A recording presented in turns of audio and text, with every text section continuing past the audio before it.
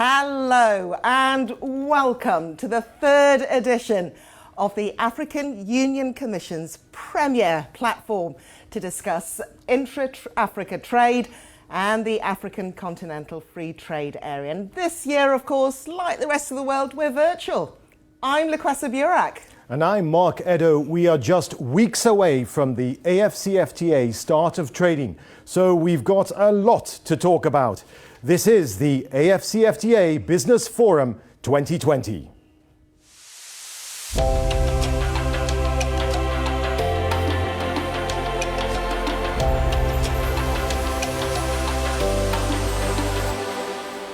Get ready to trade. As Africa welcomes the AFCFTA start of trading on 1st of January 2021. The African Continental Free Trade Area, our area. From our cities, to our farmlands, to all four corners of our great continent, we're a dynamic and fast-growing market of 1.2 billion people, with a combined GDP of at least $2.5 trillion, eliminating most tariffs and cutting miles of red tape means exporting our goods within our continent will be cheaper and easier.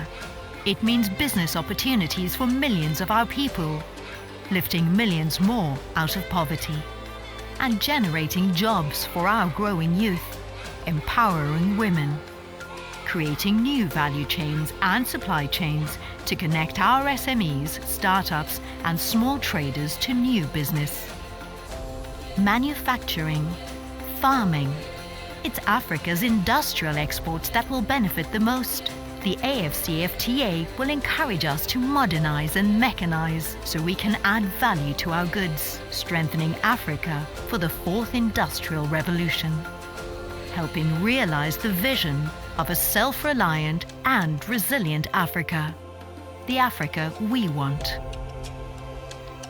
Now, the AFCFTA Business Forum 2020.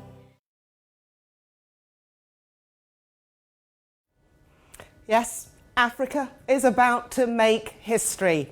And over the next few hours, we'll be meeting some of those key people, those actors responsible for getting the AFCFTA to the start of trading over that finish line next month.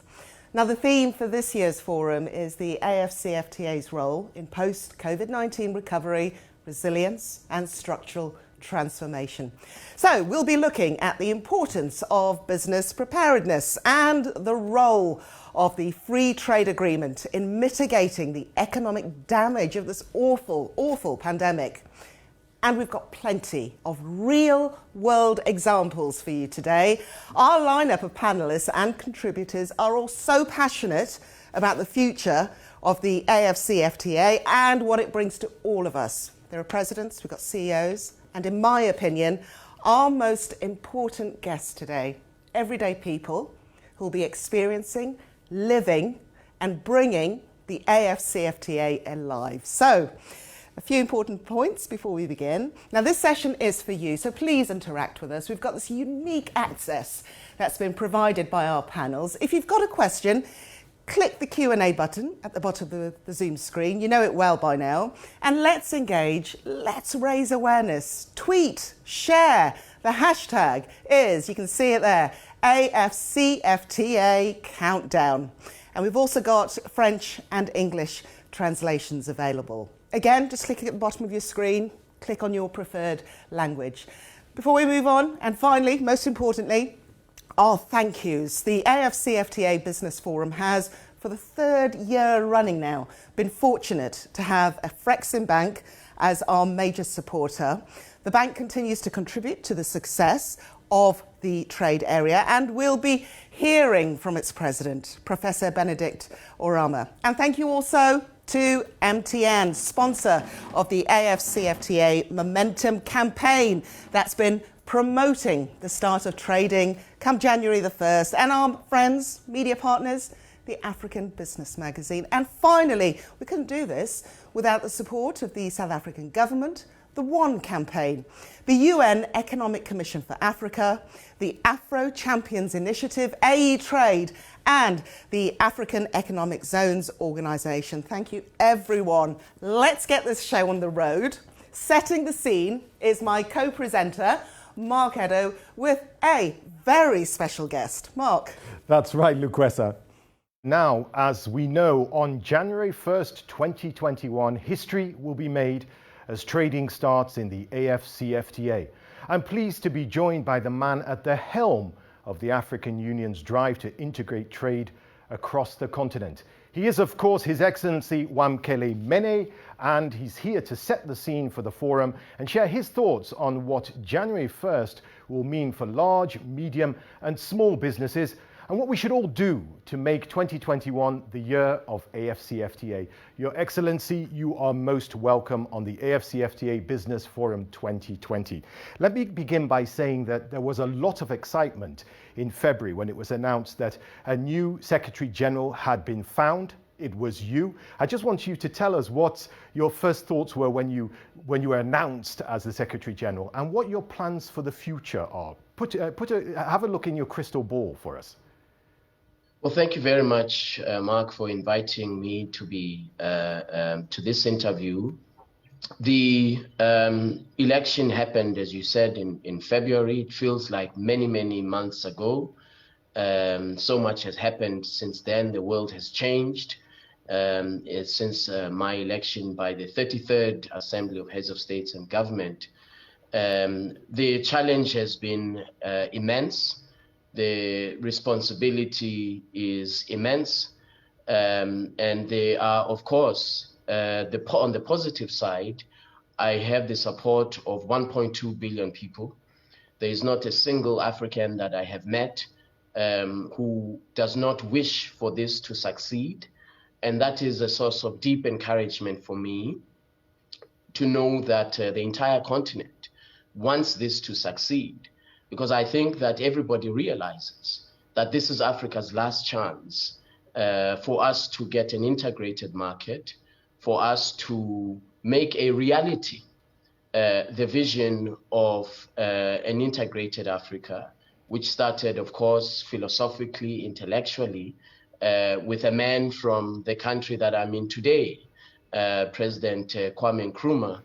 And of course, many other liberation struggle heroes of our time over the continent have been dreaming about an integrated Africa. And for us to take the steps, the concrete steps towards that, is a remarkable achievement. And I'm honored to be part of that journey along with 1.2 billion Africans.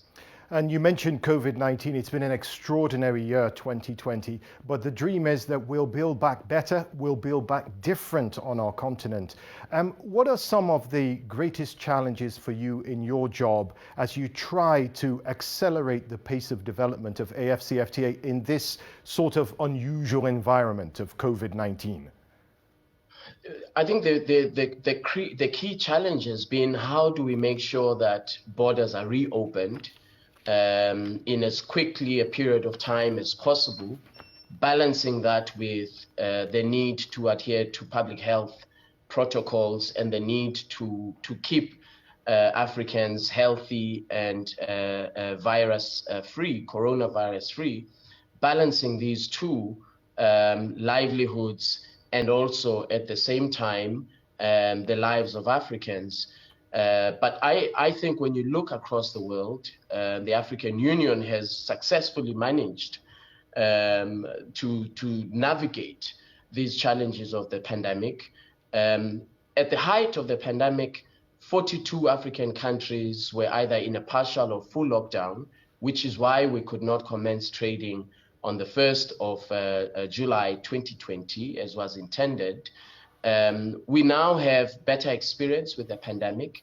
In most countries, the skies have opened, which is on the African continent, which is good because it means that we now have economic activity again that is slowly but surely starting. So the big challenge is, as we start trading from the 1st of January 2021, how do we make sure that the services sector, and in particular tourism, the airline industry, is a big contributor to boosting intra-Africa trade in the middle of a pandemic.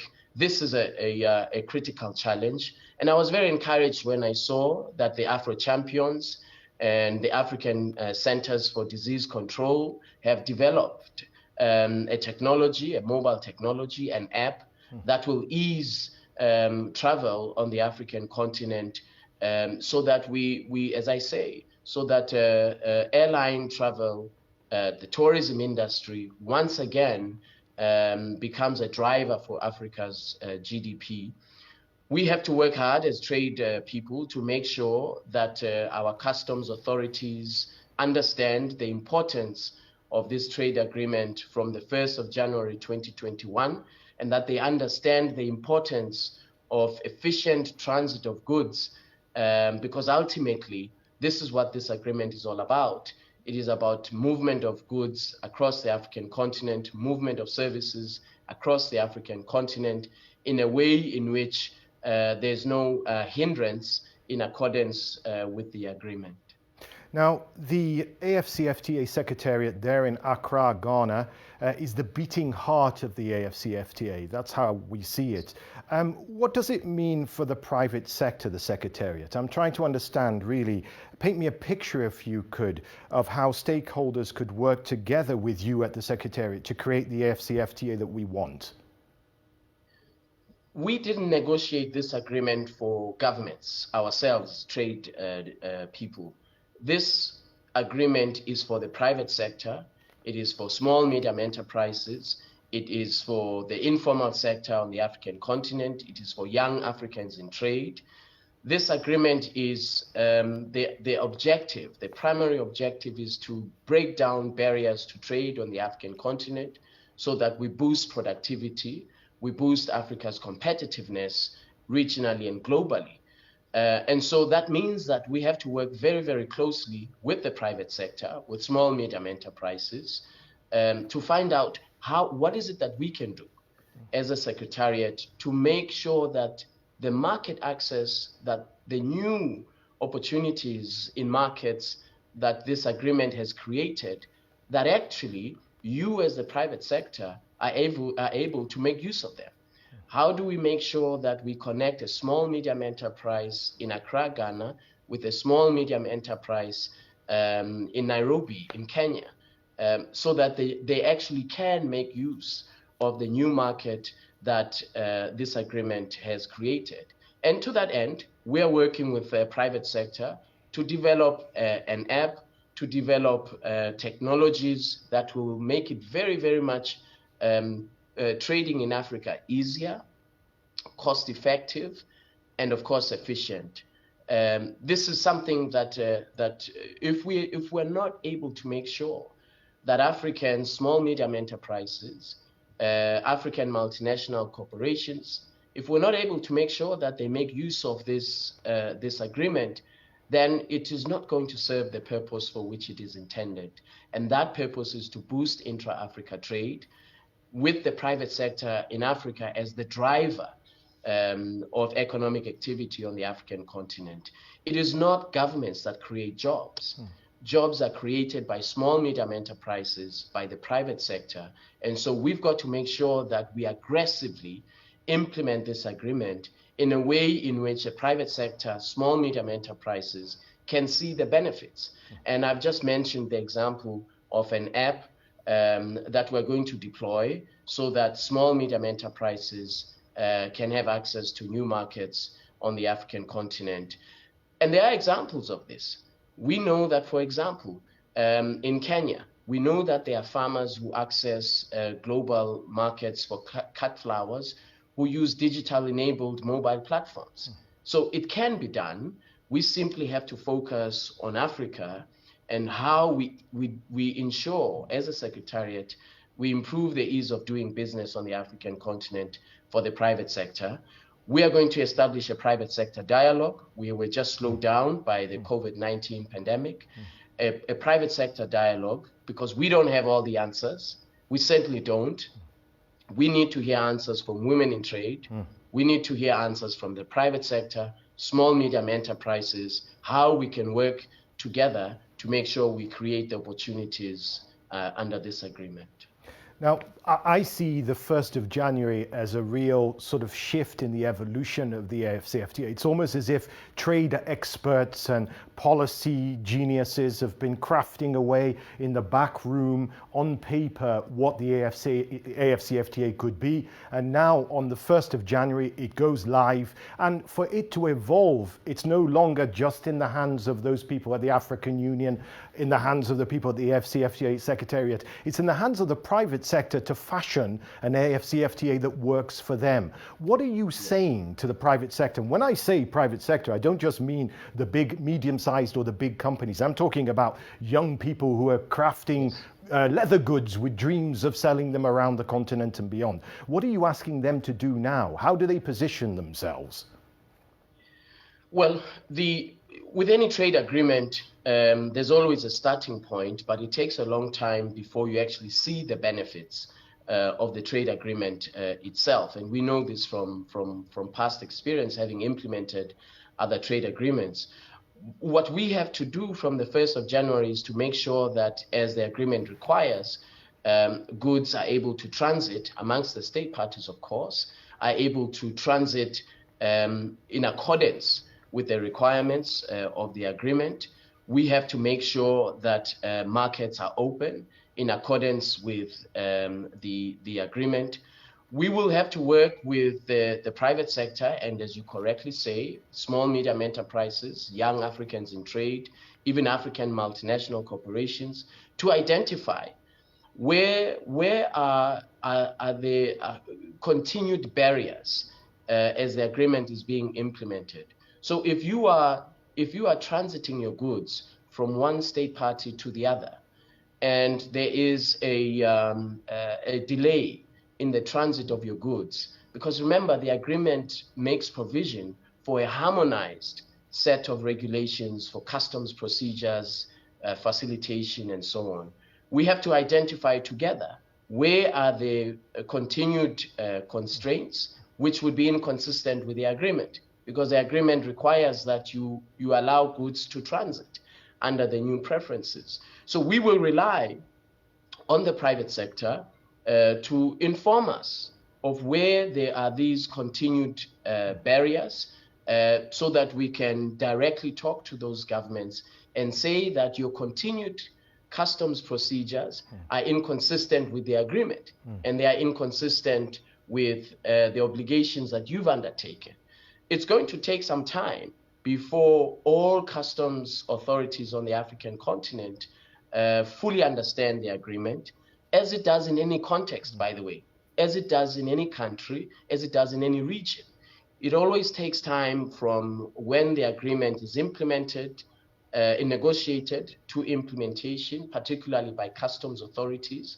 It takes time for them to implement it. So we're going to have to work together to make sure that we build the capacity of our customs authorities up and down the African continent, to make sure that as we implement the agreement, we prevent the transshipment of goods from third countries, because we don't want this agreement to lead to job losses. We want this agreement to create jobs. Yes. And so we have to rely on the customs authorities to enforce the rules of origin. We have to rely on the private sector not to do things like under-invoicing.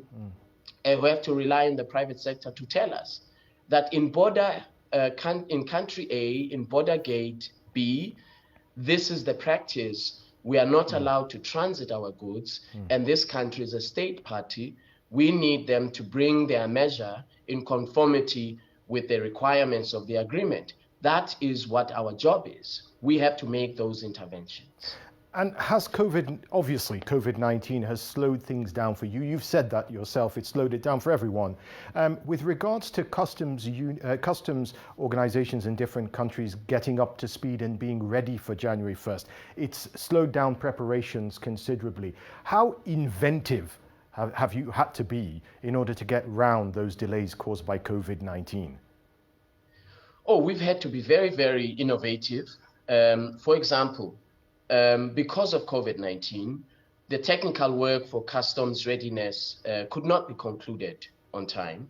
But based on the recommendation of the ministers of trade and the heads of states in their wisdom, decided that we shall proceed.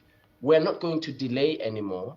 Those countries that are ready on the 1st of January 2021 with customs procedures that are to be introduced to facilitate the implementation of the agreement, those countries will proceed. Our job as the Secretariat has been to come up with modalities for how even countries that may not be ready on the 1st of January, but they too shall be part of the implementation for the 1st of January. For example, under discussion at the moment, and that discussion is almost at conclusion, are mechanisms such as providing credits to traders, reimbursement for traders, so that if you are in a state party, you want to export to another state party, in other words, to AFCFTA countries that have ratified the agreement, but one of them does not have the customs procedures in place, you continue to trade from the 1st of January 2021, but you would be entitled to a reimbursement or a credit from that country, and it would be applicable from the 1st of January 2021, because that is what we have all agreed. The only issue is that because of COVID-19, that country has not had enough time to establish the customs procedures for AFCFTA implementation. So we give that country time, probably 6 months, 9 months, to put in place those AFCFTA specific customs procedures. In the meantime, we don't want to penalize the trader. We want the trader, the exporter, to get the credit that they are due, the reduced duty that they are due. That is why we're introducing these innovative mechanisms for providing credits and for placing the trader in the same position as they would have been January 1st, 2021, had the country they are exporting to, had that country had in place the requisite customs procedures, but for COVID-19, of course.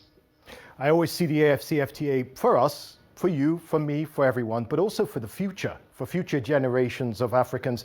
We have a demographic dividend, if we use it, of a young continent with a young dynamic population that is growing exponentially. And the AFCFTA is that market that can make dreams come true. One such individual, he's younger than us, is Ousmane Touré. This is a young man that we tracked down on the internet. He had a viral internet video that was going around because he had decided to not take some offers from foreign universities in Canada and America and stay in Africa and study his postgraduate degree in an African university because he wanted to stay and salvage it together. So we tracked him down for you, Wamkele Mene, to see what sort of questions he wanted to ask. And we have a question. His name is Ousmane Touré. He's from the Gambia, and here is his question. Greetings. My name is Ousmane Touré from the Gambia. My question to you is, what are the negotiation strategies to help in making sure that African leaders promote political will in ensuring the easy implementation of the African Continental Free Trade Agreement? Thank you. Mr. Mene. Well, Mr. Touré has asked an excellent question, a brilliant question. The agreement has been signed by 54 countries out of 55. There are, as of today, there are 33 countries that have deposited their instruments of ratification. We hope that in due course, Nigeria will deposit their instrument of ratification. In due course, the Cameroon will deposit their instrument of ratification. This has been the fastest instrument under the African Union to be ratified. That is, to me, a demonstration of political will. It is a demonstration of legal commitment, and it is a demonstration of a commitment to what I said earlier, and that is that most countries, in fact all 54 countries who have signed the agreement, are committed to an integrated market on the African continent. We've never had this before. But now we have a situation where at every summit of heads of states, they spend time talking about Africa's economic development for the last 5 years.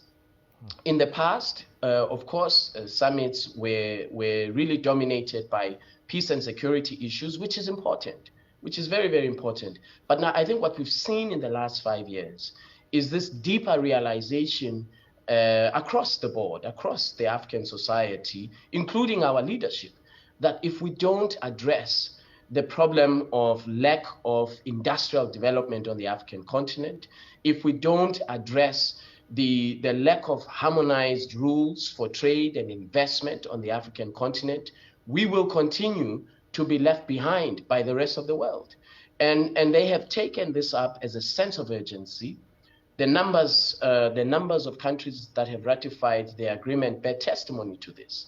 33 countries out of 55. It's a large number of countries. We are aiming that by the end of the year, all countries in Africa will have ratified the agreement and will be state parties, will indeed universalize this agreement. And so my response to Mr. Toure is that, yes, absolutely the commitment is there. Absolutely the political will is there.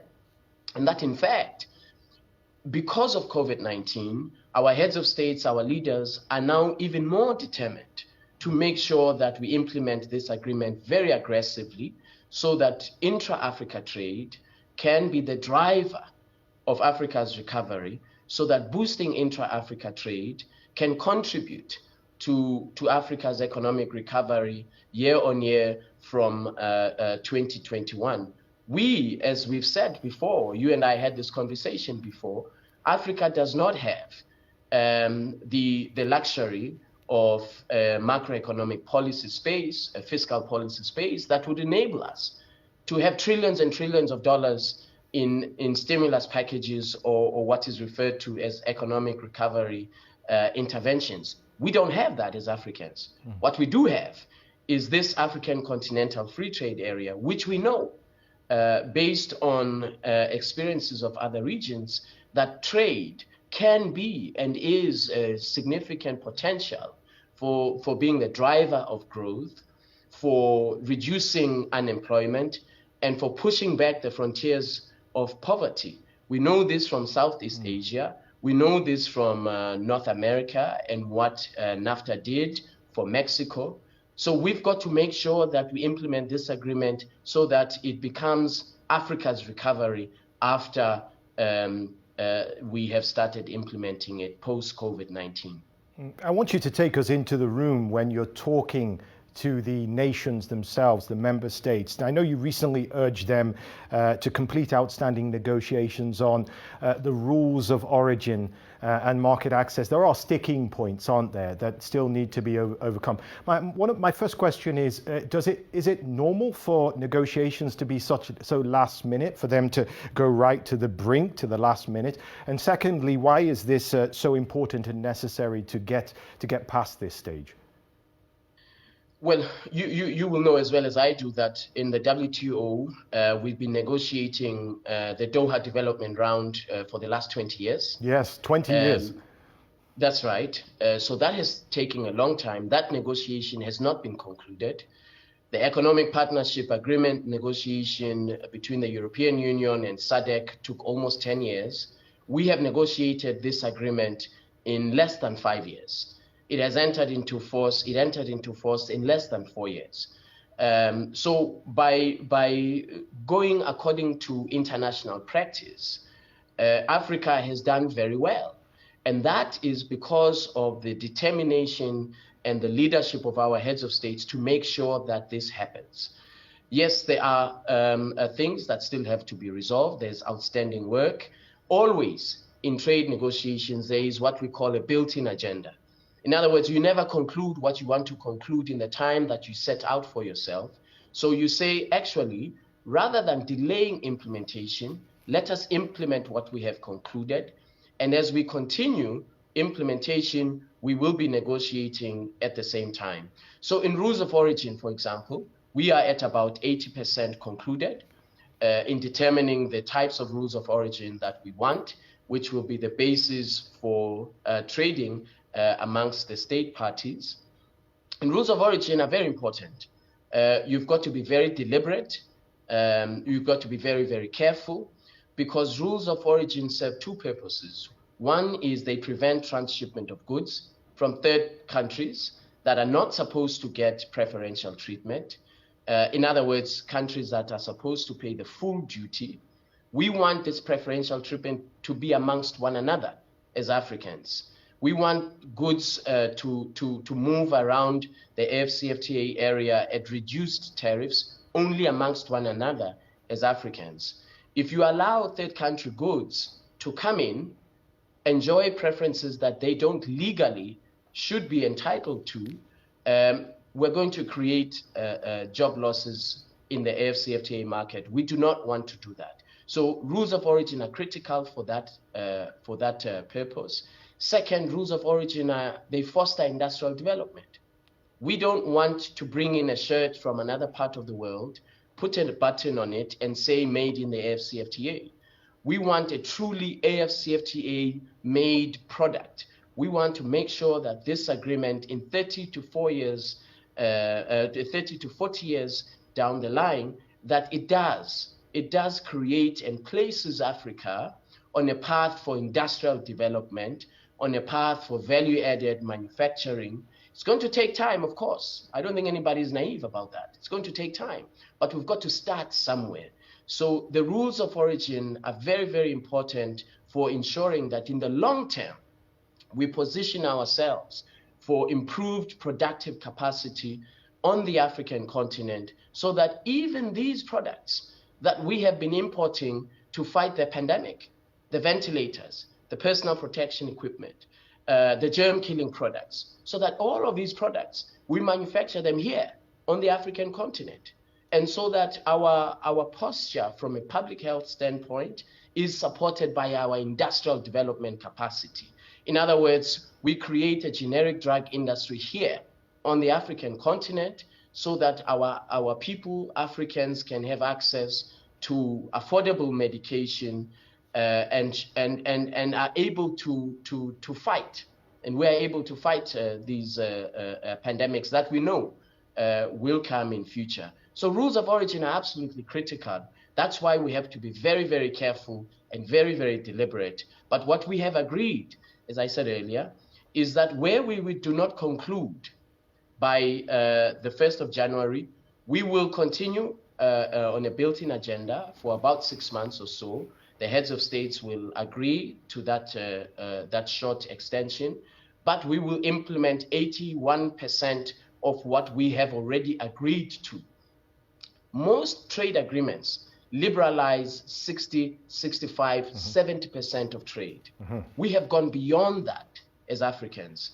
We have said we want to liberalize 81% of our trade from the 1st of January. We will give ourselves 6 months to conclude the rest of the work, so that by the year 15, 97% of Africa's trade should be duty-free, should be completely liberalized on 97% of our products in 15 years' time. That's not a long time from now. That's a very short period from now. Wamkele Meni, the Secretary General of the AfCFTA Secretariat there in Accra. It has been fascinating talking to you. Thank you for getting us started on the AfCFTA Business Forum 2020. Thank you very much, and thank you for inviting me. Dear friends, it is a pleasure to greet this forum. The African Continental Free Trade Area presents enormous opportunities to get back on track towards the achievement of the Sustainable Development Goals at a critical moment for the region. From improving food security and conditions for traders to creating jobs and opportunities, especially for women, the Free Trade Area opens enormous possibilities for a more resilient and prosperous African region. Intra-Africa exports make up only about 15% of the continent's trade. The Africa Free Trade Area can help by reducing tariff and non-tariff barriers, which increase trade costs significantly. The non-tariff barrier mechanism to which the United Nations contributed is a key feature established to enhance transparency and the identification of non-tariff barriers. African countries have persevered to ensure trading commences as planned on the 1st of January 2020. Negotiators and leaders have overcome the considerable organizational disruptions imposed by COVID-19 to achieve this, culminating in an extraordinary meeting of the African Union heads of state and government taking place tomorrow. Beyond the negotiations, more African leaders have continued to ratify the agreement, with Cameroon, Lesotho, Tunisia and Angola having done so in November alone, bringing the number of state parties to 33, with more expected imminently. The AFCFTA has transformational potential for Africa. It is expected to boost intra-Africa trade in industrial goods by 25 to 30%, equivalent to $36 billion to $43 billion, helping to stimulate Africa's long overdue industrialization and catalyze its sustainable recovery from COVID-19. The United Nations family will continue working closely with the African Union Commission and member states to support the private sector as we strive to reap the full potential of this pioneering initiative. Together, we must use this opportunity to realize the ambition of creating one African market. I wish you every success. Thank you. Do you know what? You've already started engaging. So I want to say a huge thank you and hello to Austria, Iran, Kenya, Malawi, Cameroon, Sierra Leone, Nigeria, Turkey, the Gambia, Australia, Zimbabwe. So many people are watching us right now and are really interested in where Africa is going come January the 1st, 2021. Thank you. Lots of questions coming in and we'll get to those, but keep them coming in. Now, the most important thing, of course, I think as we've been hearing, is that we're aware that the impact that this pandemic has had on world economies, including our continent. So the question is, what needs to be in place for the successful adoption of the AFCFTA? How do African businesses position themselves in the market, the policies and the tools needed to thrive as we emerge and adapt in a post-COVID uncertain world? Well, hopefully the solutions will be provided by my panel members today. So please welcome Dr. Donald Kaberuka, the former AFDB president, and he's speaking to us from Rwanda. Can I just ask everybody, as I introduce them, just to raise their hand, please, so that our guests know who we are talking to. So we've got Dr. Donald Kaberuka. Hello. James Mwangi, CEO of Equity Group. Hello there. Tewolde Gebremariam, Group CEO of Ethiopian Airlines. Hello. And we've also got Paulo Gomes, co-founder at the New African Capital Partners and co-chair of the wonderful Afro Champions. And hello, Dr. Amani Asfour, who is on the road as we speak in Malawi. Amazing woman. And she is the acting president of the Africa Business Council. My guests, thank you very much. Let us crack on. Let me just say, some of the questions that we're getting from the viewers today are quite insightful. But I'd like to start with Dr. Kaberuka. And I think it is really pertinent to address an issue which we haven't heard much about, but is going to be at the forefront of everybody's minds: the AFCFTA and health. And I don't just mean health in terms of getting and surviving the pandemic. I'm talking about developing health products, creating a healthy country and hence a healthy continent. Where does the AFCFTA fit into all that, Doctor? Thank you. Thank you very much. I want to thank the organizers. I want to thank colleagues on the panel. This is a great moment. But I want to say this to everyone on this panel, that the African Union initiative on the AFCFTA predates the COVID pandemic. It predates the COVID pandemic because we realized that multilateralism, support for global trade was at its weakest.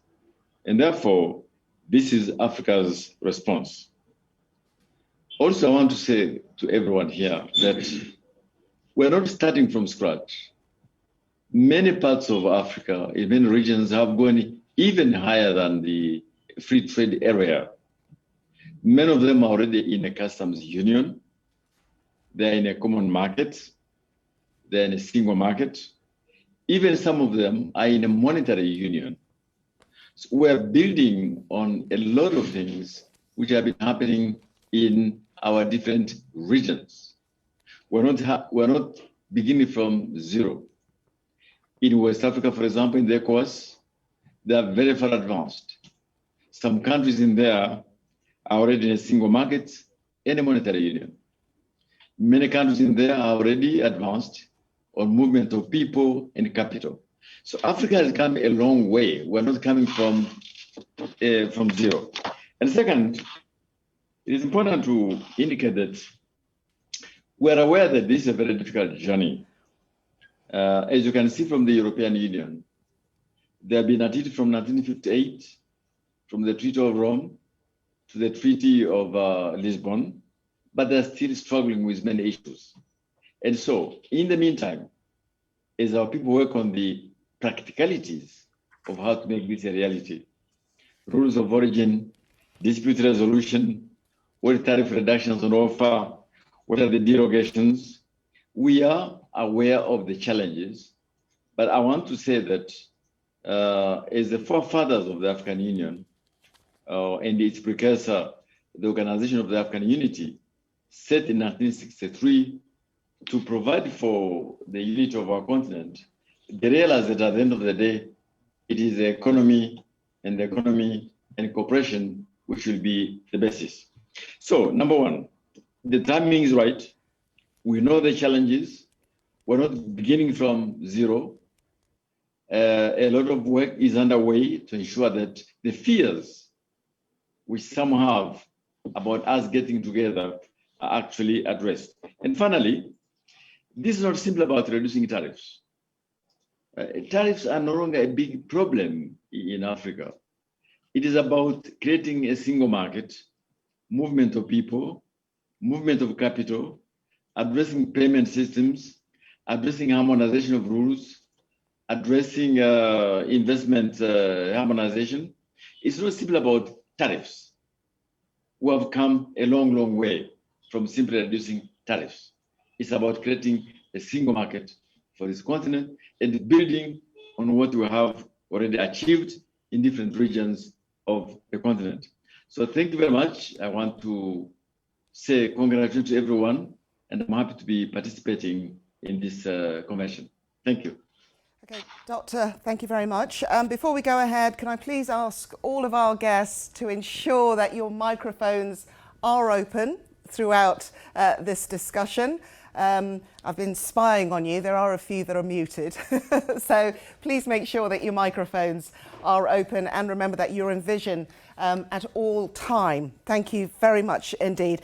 Okay, let's talk about the importance of really the private sector and where this all fits in and financing.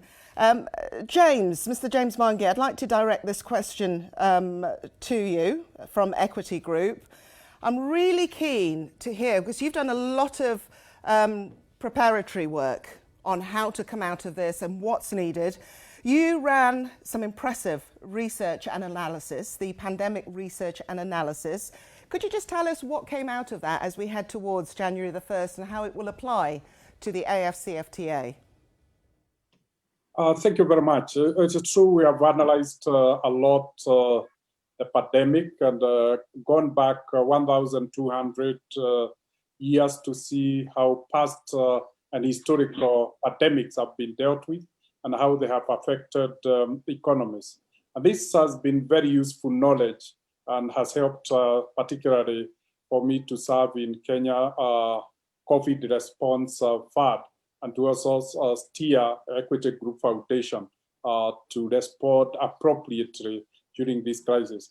we think COVID environment has created a tailwind on what Donald Kaberuka talked about. This was an initiative that came before COVID, but now it has been made more urgent by the circumstances and the situation we find ourselves in. The first aspect of it is that it disrupted global supply chains, and we learned huge lessons of dependence on global trade, and brought to fore the case of continental manufacturing of some of the essentials. We saw how much we suffered with PPEs. We had funds, but we couldn't be able to get PPEs. And essentially, like now, we are talking about vaccines, and we most likely will be on the tail end of the supply chain of PPEs. So essentially, that puts a case of domestic production, and domestic, I mean African continental production of these.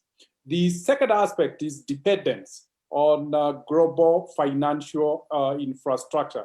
And we realized that soft infrastructure tends to respond to the hard infrastructure, particularly of manufacturing. And consequently, we'll find that it is important for us to build significant financial capabilities and other soft infrastructure to support trade in the African continent.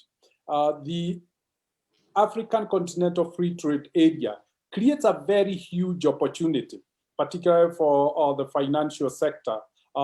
Because it's a single market, then finance must be available in the single market. And there's a huge opportunity there for banks to scale themselves so that they're in every part of the market. And that means the African continent. Scale and size will be very important because, as Donald Kaberuka said, the scale and scope of trade will be very significant. And that is also what will be required of finance. The level of transactions will be pretty significant and in large scale. And hence finance as an enabler, a facilitator of that trade must also scale itself and its capabilities and competence. But it's also important to say that hard infrastructure or physical infrastructure to enable movement of goods and services across the continent needs to be invested in. And hence finance will also play a very huge role in financing physical infrastructure as an enabler of movement of goods and services. Very much indeed. Can I just ask also, please, our panelists, if you'd like to pick up on a comment that you've heard or you'd like to add to give a little bit more context, please raise your hand and I will bring you into that conversation. Now, Amani, I want to bring you into this conversation coming off the back of what we've heard from James, because you are doing incredible work. There are some really key aspects to your work you're doing with women, in particular things like financial inclusion. And I would like for you to ask, because you are working with people, women on the ground, who will be using and benefiting from the AFCFTA. So I'd like you, before we talk about some of the work you're doing, to pose a question to Dr. or Mr. James Mwangi about some of the issues that you've come across. Thank you very much. I am so happy to be here among this distinguished guest for working really how to operationalize our ACFTA. And I am here, as you mentioned, from Malawi with my women. We have a big trade fair here within the COMESA region, Business Women Association. And the whole question that I would like really to pose, the question that I heard from my women here, if they want to finance the machinery. You know, I have here women in mining, women in agriculture, women in fashion industry. If they want to finance the machinery for having the cutting of the stones or cutting of mining, the women are still doing with hammer. They are asking me how to really have access to finance. About financial inclusion. Financial inclusion is also about digital payment solutions. How can we have special targeted financial products for our women on the ground to operationalize the ACFTA? We heard that ACFTA is not about trade, it's about a strong African product to be traded within and a value-added product. So my question for my women, how can you have this financial inclusion for our women on the ground that want to add value and industrialize? James. An excellent question there. I think banks and financial systems in Africa must realize that enterprises, whether owned by women or men, will be the engine of transformation. We are endowed with national resources, but enterprise, risk-taking, and capital have been in shortage. And consequently, we have national resources and massive unemployment and massive poverty in the continent because we have not powered the enterprises to create wealth, enterprises to create jobs, and enterprises to create opportunities for markets for our national resources. Essentially, women play a very significant role. They constitute 50% of the population of the continent. And consequently, they must be at the center of every strategy to enable them to play a very significant role in the economic transformation. Women tend to be very good in nurturing, and in nurturing small and micro enterprises, banks must support them to formalize and to be able to come to the table on the same terms like large enterprises. Banks must be able to support them to graduate from micro to small to medium to large and eventually to corporates. That is what essentially should be. But for banks to be able to do that, they must understand the circumstances and situation. And I'm glad Equity has been able to crack that challenge. 54% of all our customers are women, essentially because we have then been able to develop tools that are financial tools that are appropriate for women. I want just to cite one, a partnership between Equity and UNDP and UN Women have developed a product called Fanikisha, a Swahili word for making it possible. And today, Fanikisha, make it possible for women, is the flagship product for Equity Bank, which has now dispensed over $2 billion of loans to 860,000 women who are in small, medium businesses. And we have realized Equity in the continent experiences some of the best loan qualities, very low NPLs, suggesting women are better payers in the loans because they are majority. 68% of all our loans are to enterprises. So enterprises, if well nurtured, can be the engine of transformation. But banks must be responsive to the circumstances, like what Equity has done during the COVID period, giving a moratoriums for repayment for the period businesses are closed or until the environment changes to allow businesses to thrive. So that accommodation, that understanding of unique circumstances, if it comes to securities, the best security should be cash flow. It's not collateral, physical collateral. So that understanding of the situation on the environment is what will help us get women fully engaged and on board of transforming the African continent through enterprise. Amani, does that help? Yeah, it gives some very much direction, but we need really this to generalize it, not only for Equity, but for many other institutions on the ground and on the continent, and also to have access to information for our women who can access those, the financial institutions, the Equity.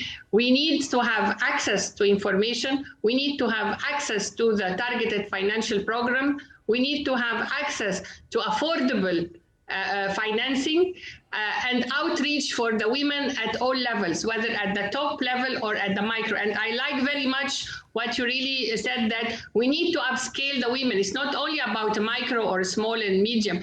They have to be the large corporates. And that's why one of the things we are really advocating for is to have a special percentage of public procurement for our women on the ground, because this is really how it makes them grow And we need this financing to make the ACFTA happens on the ground.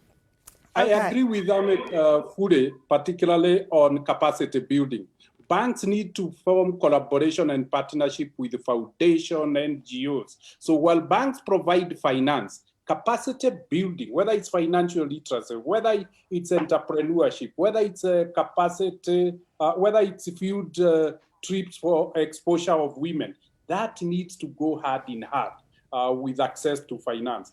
Governments also need to develop policies that are supportive and create a conducive environment for business to thrive. So it is a combination of many things.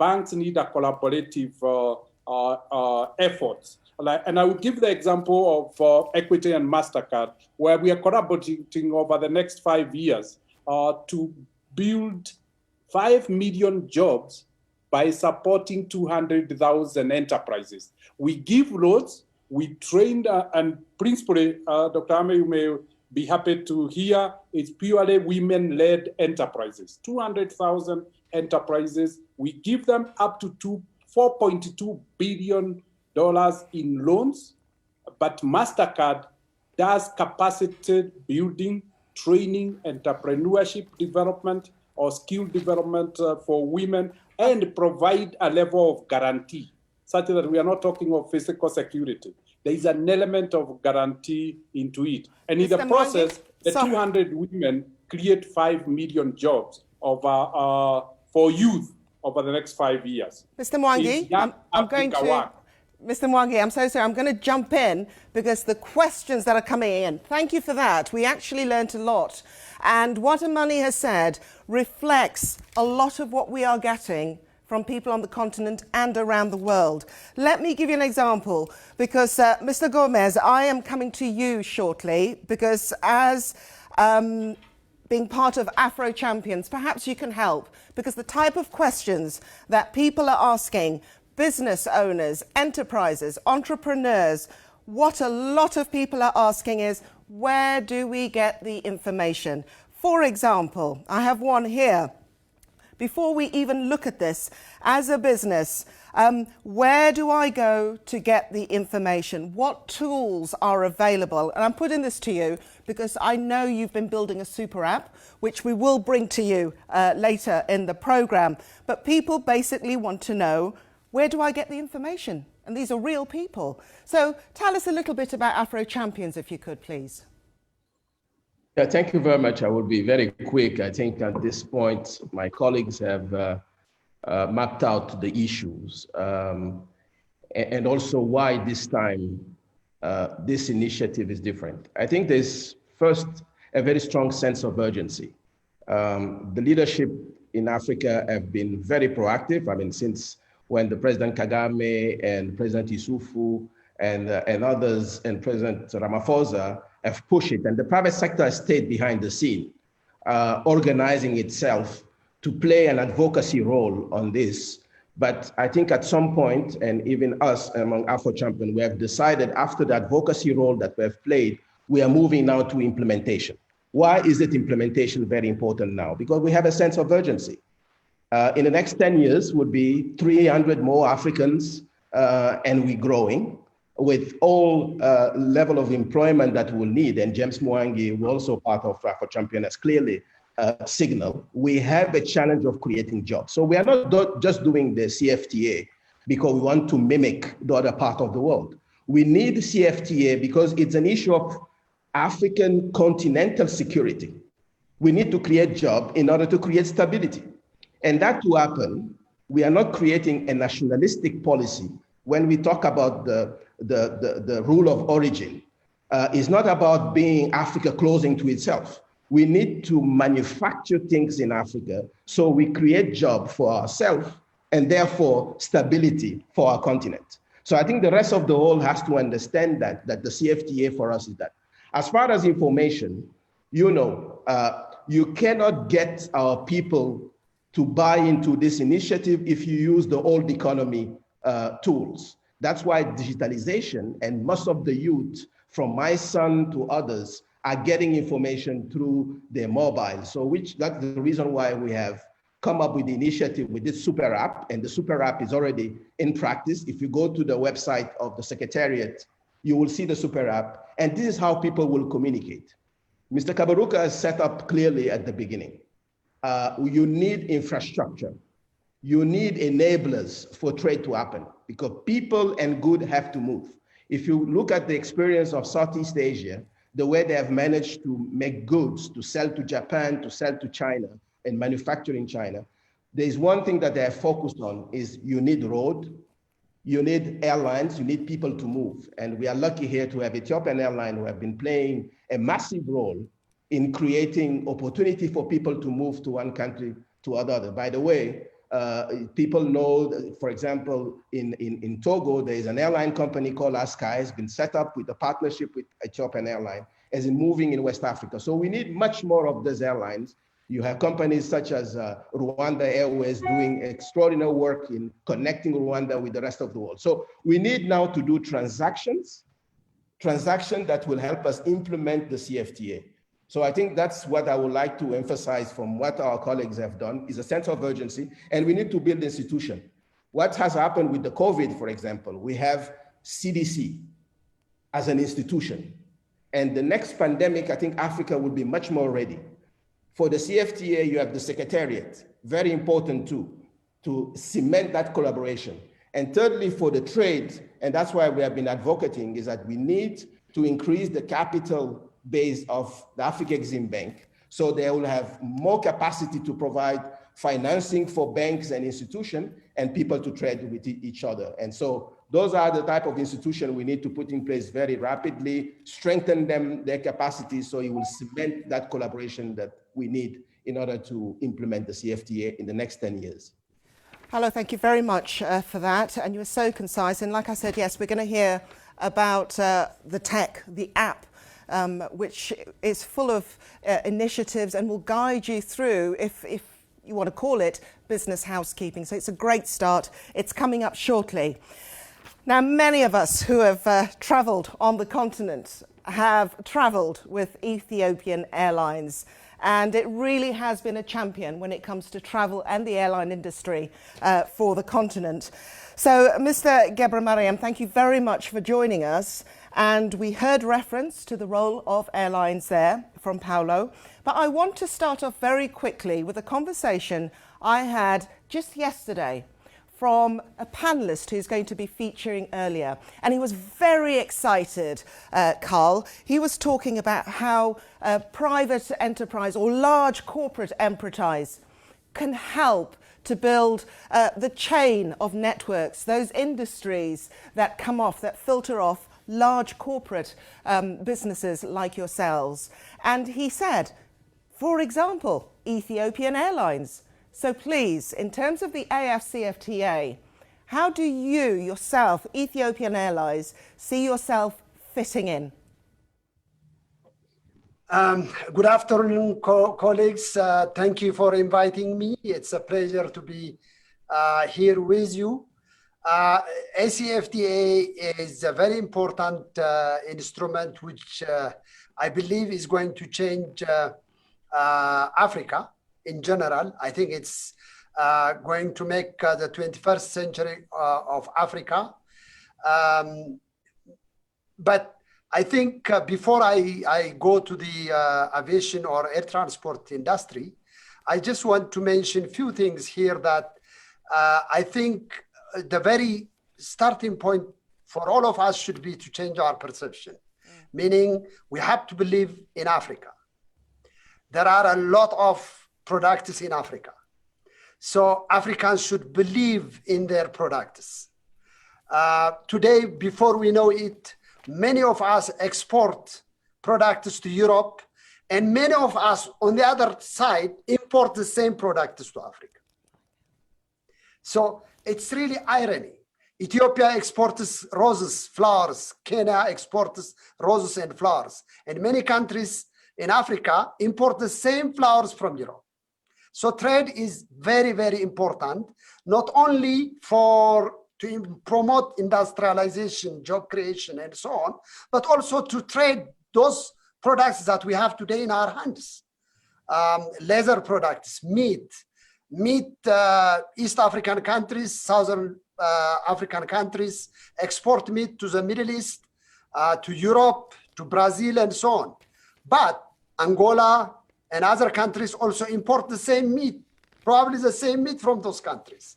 So, you know, ACFTA is going to create this platform to allow us to immediately trade what we have without even going to further to industrialization. Tourism.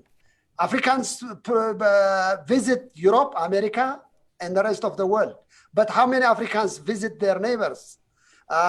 Very attractive tourist attractions in the continent. So I think CFTA is going to change the way we do business, the way we interact among ourselves. But information, as mentioned before, is very, very important because we should know what we have, what we should trade. Now, coming back to aviation, as you know, aviation in Africa is underdeveloped. There is no question. A very large landmass continent of Africa with 1.3 billion people only has about 3% of world aviation statistics, only 3%, less than 3%. So, which is not even comparable to its population. Why? Many, many reasons. And out of that 3%, most of it is traffic between Africa and the rest of the world. Africa is well connected with the rest of the world by good airlines like the likes of Ethiopian Airlines, Kenya Airways, Egypt Air, and so on and so on. But unfortunately, the inter-Africa travel is very, very low, both in size, in connectivity. The fares are very high, so it is not encouraging. Why? Because there is no traffic. There is no traffic between and among countries in the continent.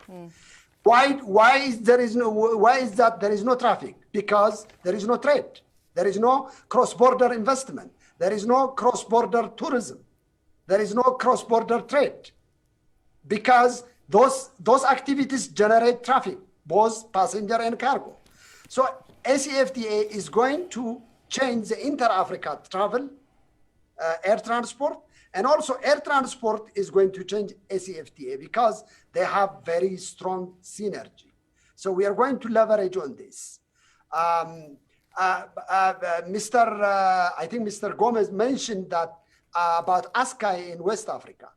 We all know after the demise of Air Afrique, Nigeria Airways, Ghana Airways, the region of West Africa was completely out of service. There was no air transport at all.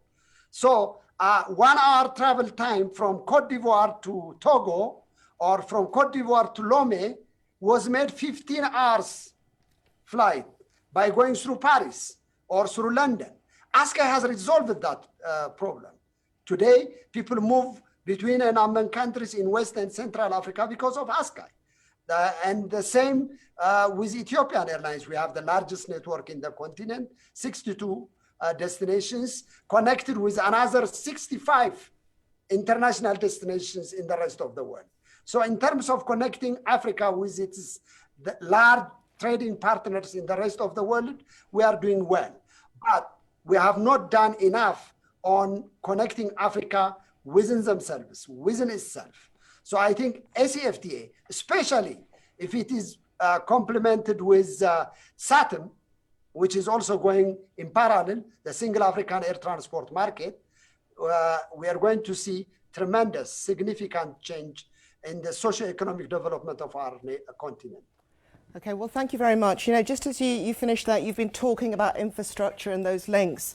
There's a message here which pinpoints that exactly. So I think the illustration here that Africans are watching, businesses are watching, and they are picking up on what you're saying. Ultimately, the AFCFTA, for it to exceed, they need some physical infrastructure development apart from the soft infrastructure like policy, regulations and procedures. If we can make good available at a competitive price compared to goods from elsewhere in the world, there is very little discussion and planning and investment towards this. What do the panelists think? I think we've just heard part of that answer for you. So thank you very much for that.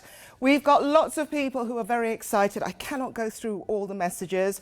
But we've had a message from Douglas Brew, who's in Unilever, and he's watching. And he's saying, we produce on the continent, really excited about how we're going to benefit from this.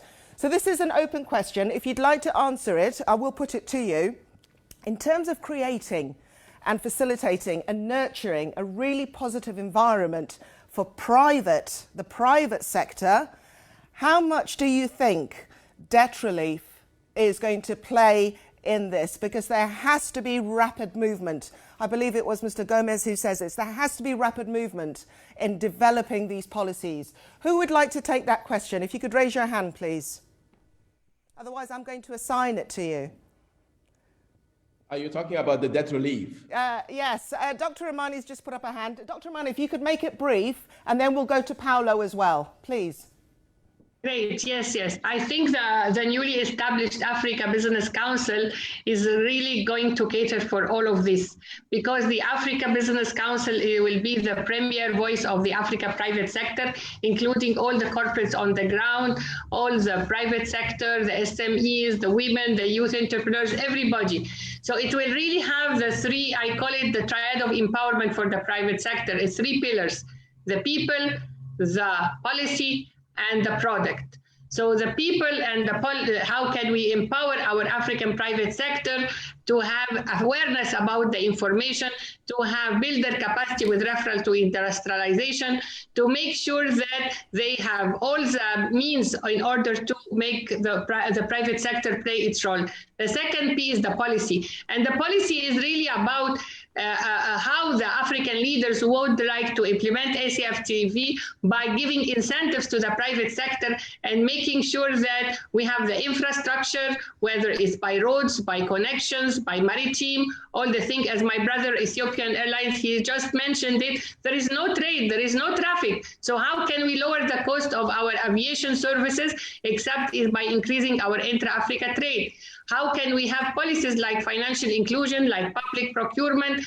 How can we have a third pillar, which is the product, a strong African product? Unilever is asking, how can he do this among our intra-Africa trade? How can we have an industrialized product within the whole African continent, which is a value added, a strong, competitive, standard, and meeting the criteria and all the criteria that we need to have the standardization of the product. So if we have the natural resources on the ground and industrialization, how this end product be really inter-Africa within the infrastructure. And it is very important here to note that our African leaders and the ACFTA will not be successful unless we really have the voice of the private sector heard, from the corporates up to the cross-border women traders.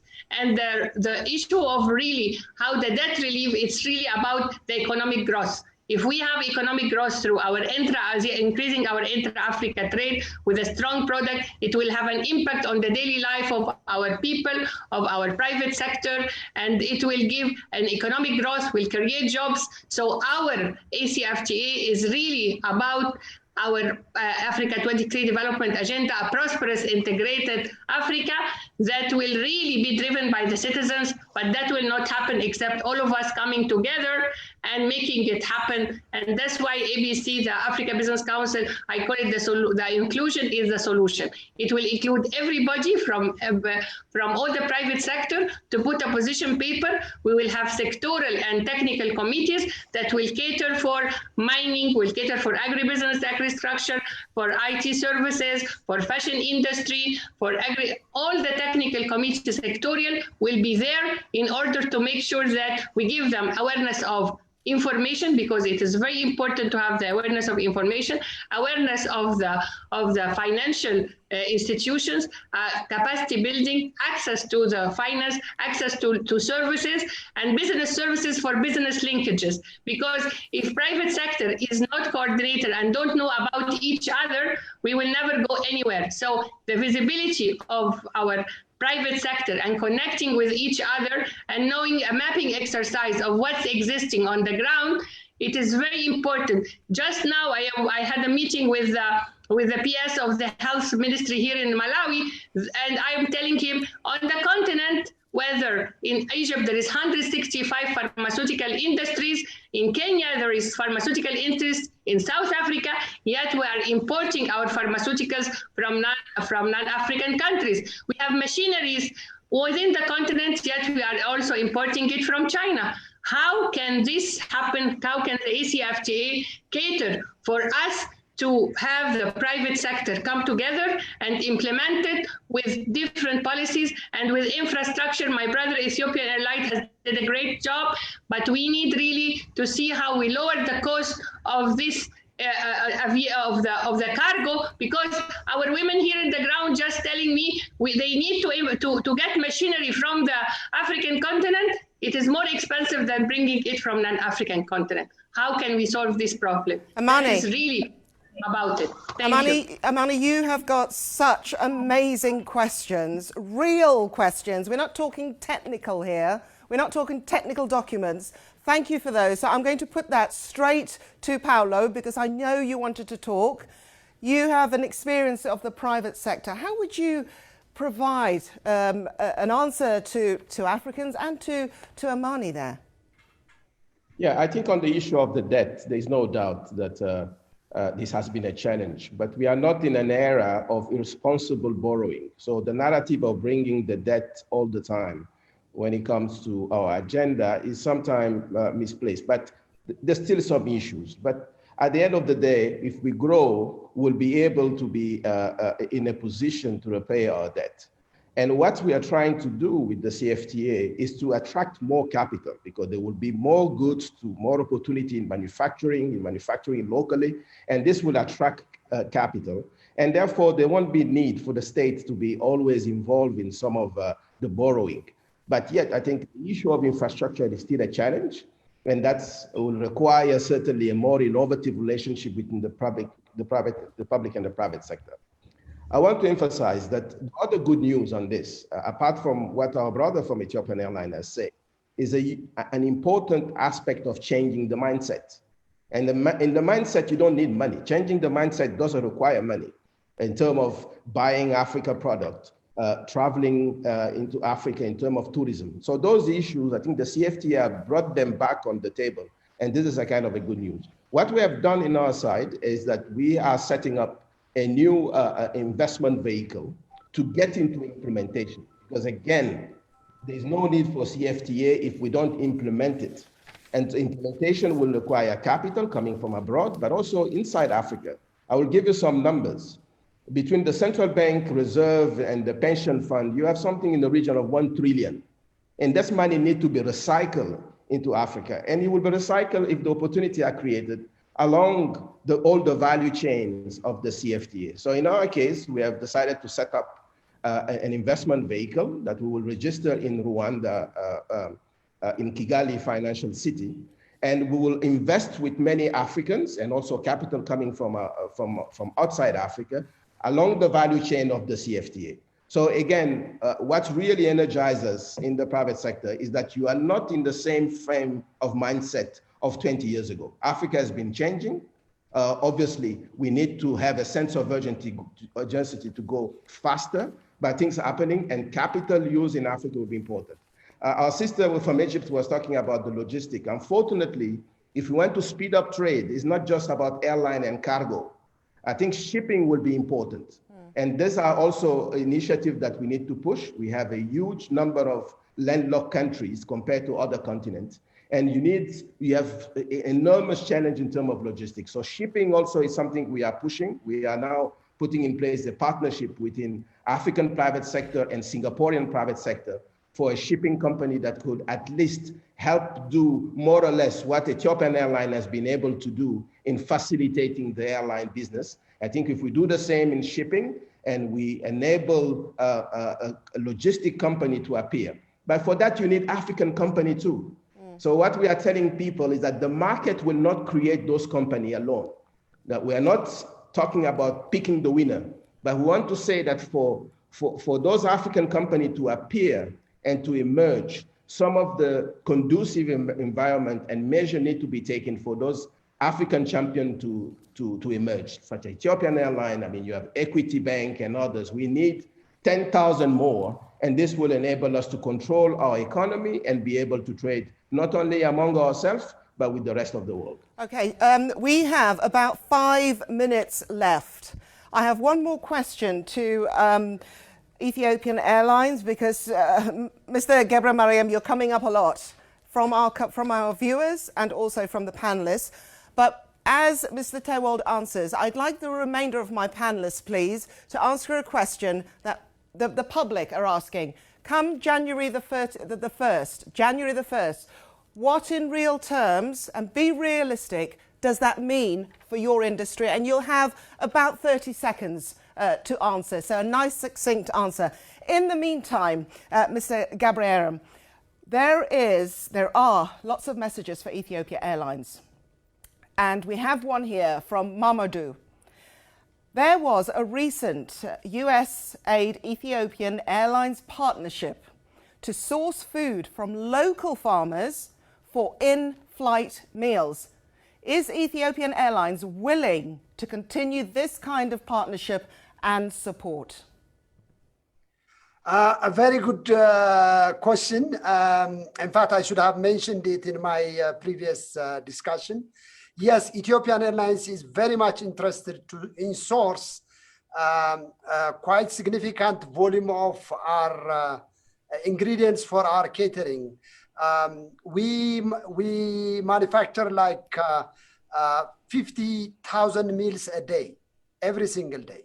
And unfortunately, more than 70% of the ingredients come outside of Africa. And that really bleeds us. Africa has a lot of agricultural products, fresh products, organic, and so on. So the initiatives that we started here in Ethiopia, it was meant to enable the farmers and give them technical support to upgrade their products to global standard in terms of quality, so that we don't need to import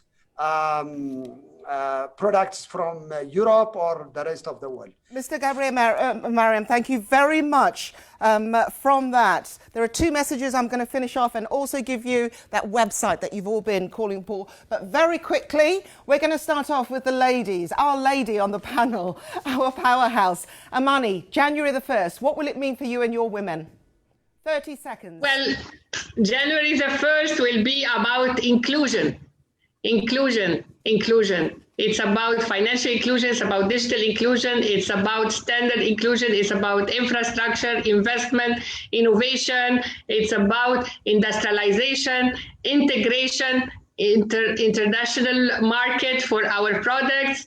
It is really about the private sector, the Africa Continental Free Trade Agreement for aspiration of our prosperous, peaceful, intellectual, integrated Africa. So it's our dream, but it has to happen for all of us by coordination, collaboration, commitment, and about a common cause, which is an African product standard and strong. Amani, thank you very much. Dr. Donald Kaberuka, January the 1st, what will it mean for you?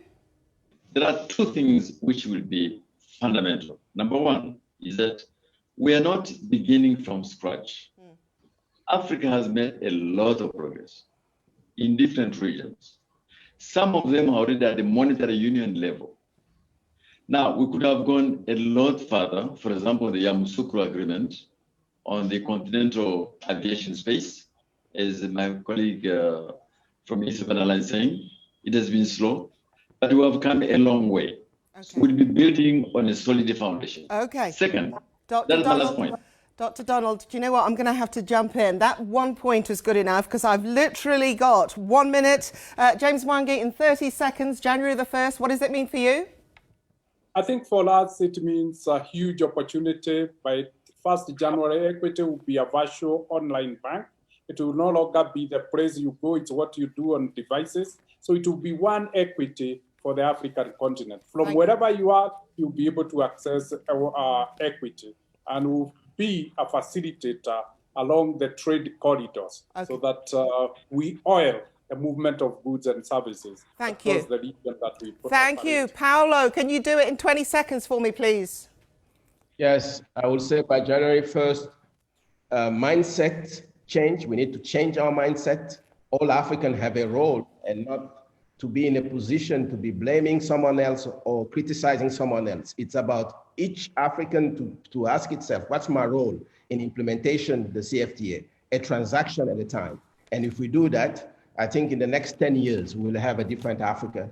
We're more secure because we create more jobs for the citizens. Thank you. Wow, amazing.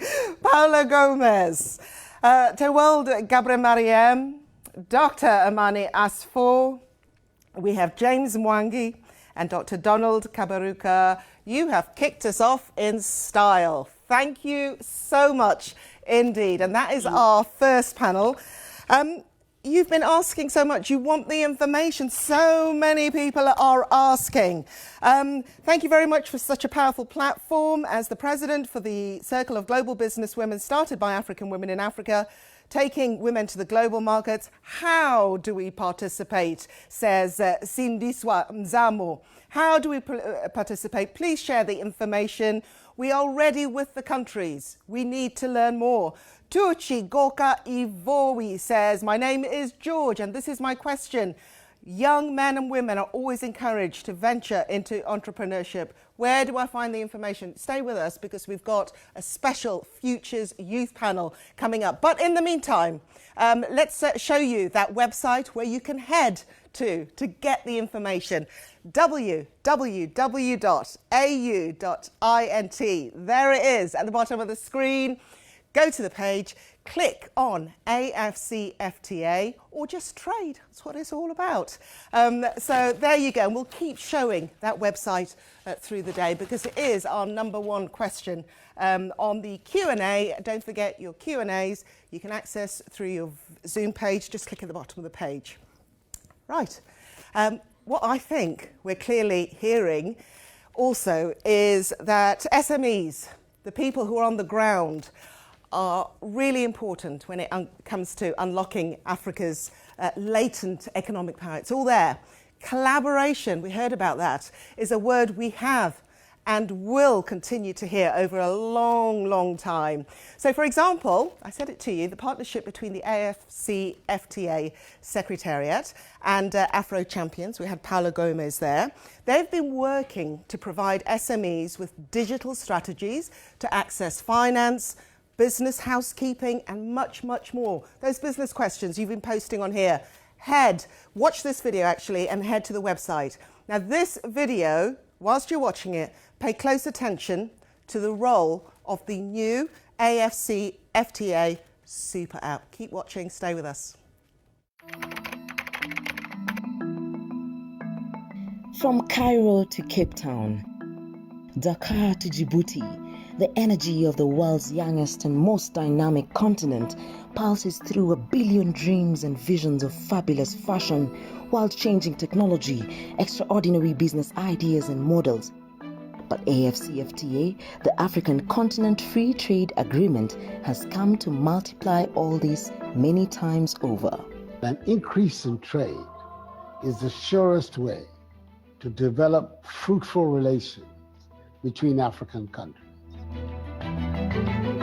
AFCFTA shall hewn out of the fragmented identities and sovereignties of Africa a single integrated market, the largest and deepest in the world by sheer number of participating countries and breadth of diversity. According to the World Bank, AFCFTA will increase Africa's income by a whopping $450 billion in just over a decade, but visions must be forged through sheer determination.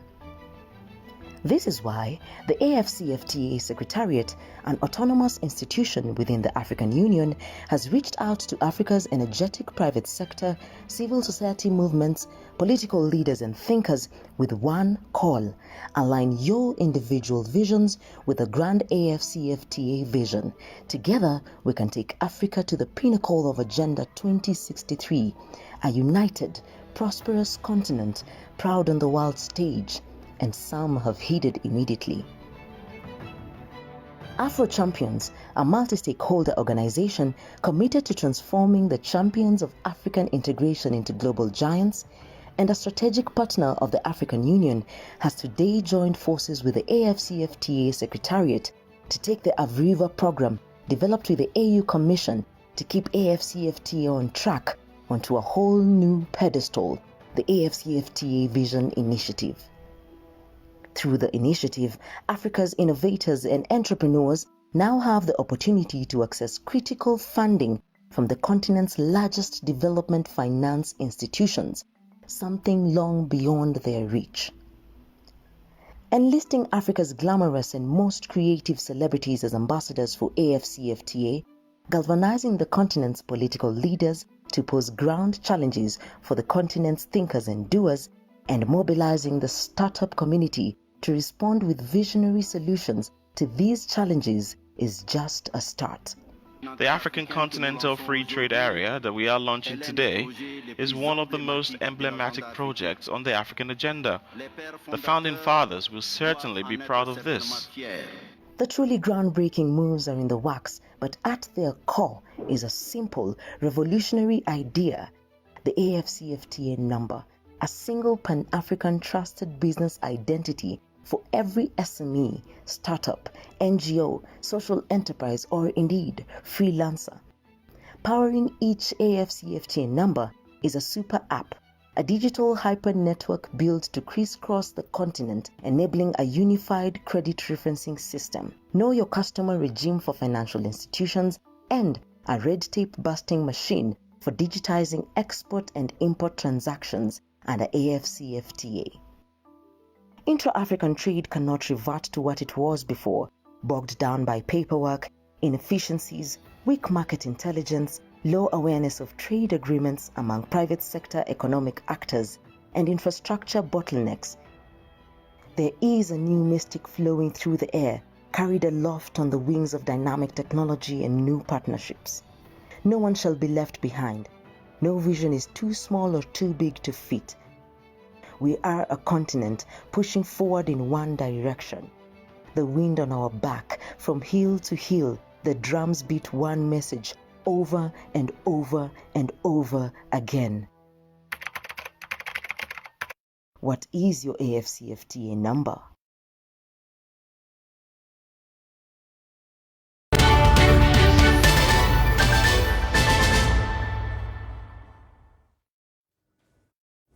Now, with the fallout from the COVID-19 epidemic having a seismic impact on the socio-economic realities of many countries, Africa's leadership is committed to the success of the African Continental Free Trade Area as a means to recover from the effects of the pandemic and build back better. Now, this high-level panel, we're asking a simple question: what must all of us do to fast-track the AFCFTA for the good of all Africans? To answer that, we are lucky to be joined by some of Africa's visionary leaders, representing His Excellency Moussa Faki Mahamat, the chairperson of the African Union Commission. His Excellency Ambassador Albert Muchanga, the Commissioner for Trade and Industry at the AUC. Our next guest is a passionate Pan-African and a driver of the regional integration agenda. His bank also sponsors the AFCFTA Business Forum. I'm talking about Professor Benedict Orama, President of the African Export-Import Bank, widely known as Afreximbank. And finally, MTN is truly a Pan-African success story. It's also committed to supporting the evolution of the AFCFTA. So we're very pleased to welcome the President and CEO of the MTN Group, Mr. Ralph Mupita. Welcome, gentlemen. Thank you. Now, let's just go straight in, and I'll come with my first question to Commissioner Muchanga. Commissioner, the AFCFTA starts trading on the 1st of January, as we've heard. How much is this a momentous occasion for the continent? And since you're answering that question, tell us where we are in the negotiations, because after all, the AFCFTA is a work in progress. Thank you very much. It's a very momentous occasion because we are creating a new future for Africa. Out of 55 fragmented economies, we are beginning the journey of creating one single market. And this starts with the trade liberalization and reduction of non-tariff barriers.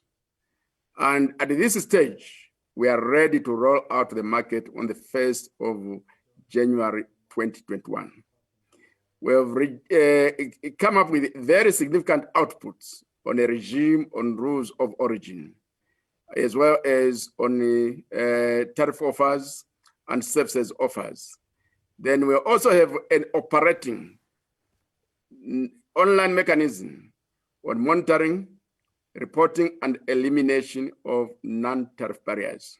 So with this ensemble of instruments, the African Union Ministers of Trade were very, very confident that they are going to recommend to the heads of state and government that the work that we have is enough for us to roll out the market on the 1st of January 2021. And in addition to this, there's a lot of enthusiasm from countries. As of today, we have 33 African countries that have deposited their instruments of ratification. Tomorrow at 10 hours, I'm receiving the instrument of ratification from the delegation of Nigeria, which is going to be number 34. And Somalia, Zambia, Morocco, Algeria, and the Central African Republic have also indicated that they are going to deposit the instruments of ratification by 31st December this year. So it's a very momentous occasion, and there's a lot of enthusiasm from everybody, the governments and the private sector. Thank you. Thank you very much, Commissioner Muchanga. I'll now move on to Professor Benedict Oramah, the president of Afreximbank. As we know, AFCFTA has reached the milestone of the start of trading. You are a student, I know, of Pan-African history. How important is this for our continent, in your opinion?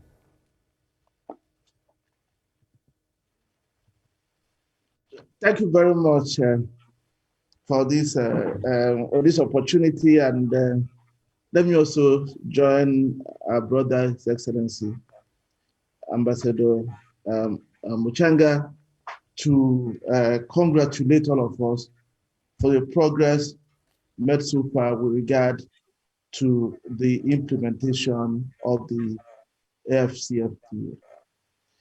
The AFCFTA is extremely important to us as a continent.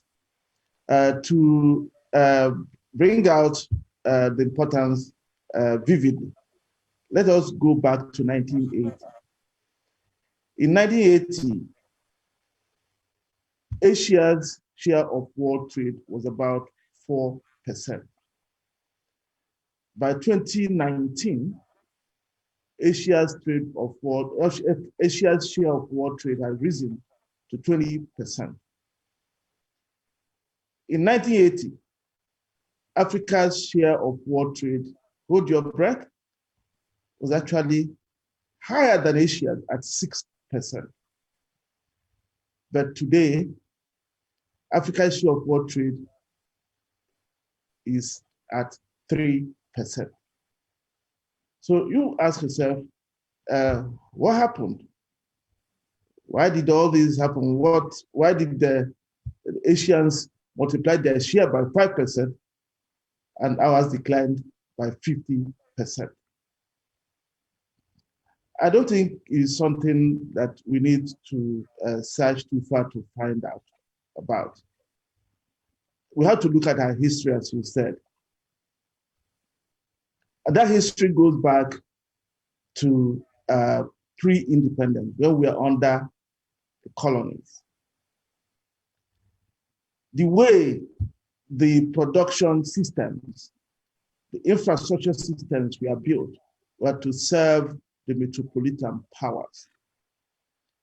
The idea and the strategy of colonialism, so well exposed by Mr. Sarau in his writing, was a former colonial administrator, was to make sure that the colonies do not relate with their neighbors, but they only relate with the metropolitan powers. That is why the railways will go from upcountry to the sea and not go laterally to connect other African countries. That is why we continue to produce commodities. What we've now seen also is, since independence, that has not changed.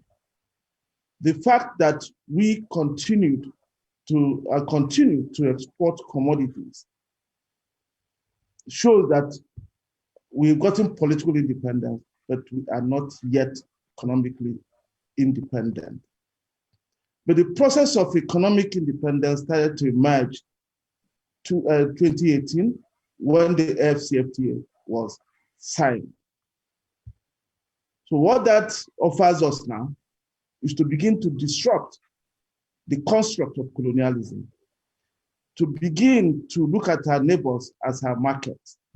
And if we are going to begin to look at our neighbors as our markets, we now need to do certain things to make sure that we realize the opportunities the market offers.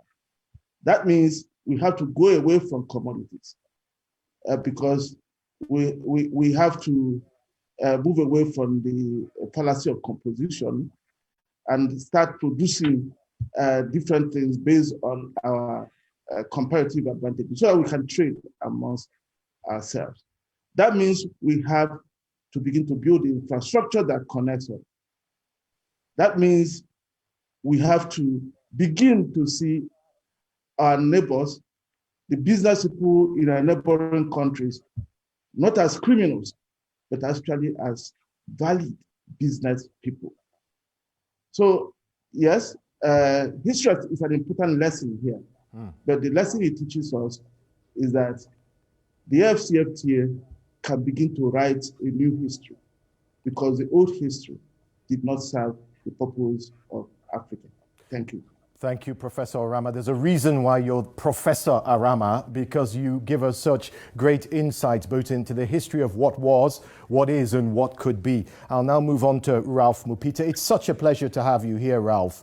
I've really been, since you were, since you ascended to President and CEO of MTN, I've really wanted to have you on one of my panels, and here you are. So thank you for joining us. And also thank you to MTN for supporting the AFCFTA Momentum campaign, which is the AUC's social media campaign to sensitize and excite people about the start of trading. Now, my question to you is that if I think of Pan-African companies across Africa, you think of MTN. It is truly Pan-African. Your footprint is there for all to see. How does MTN view the AFCFTA?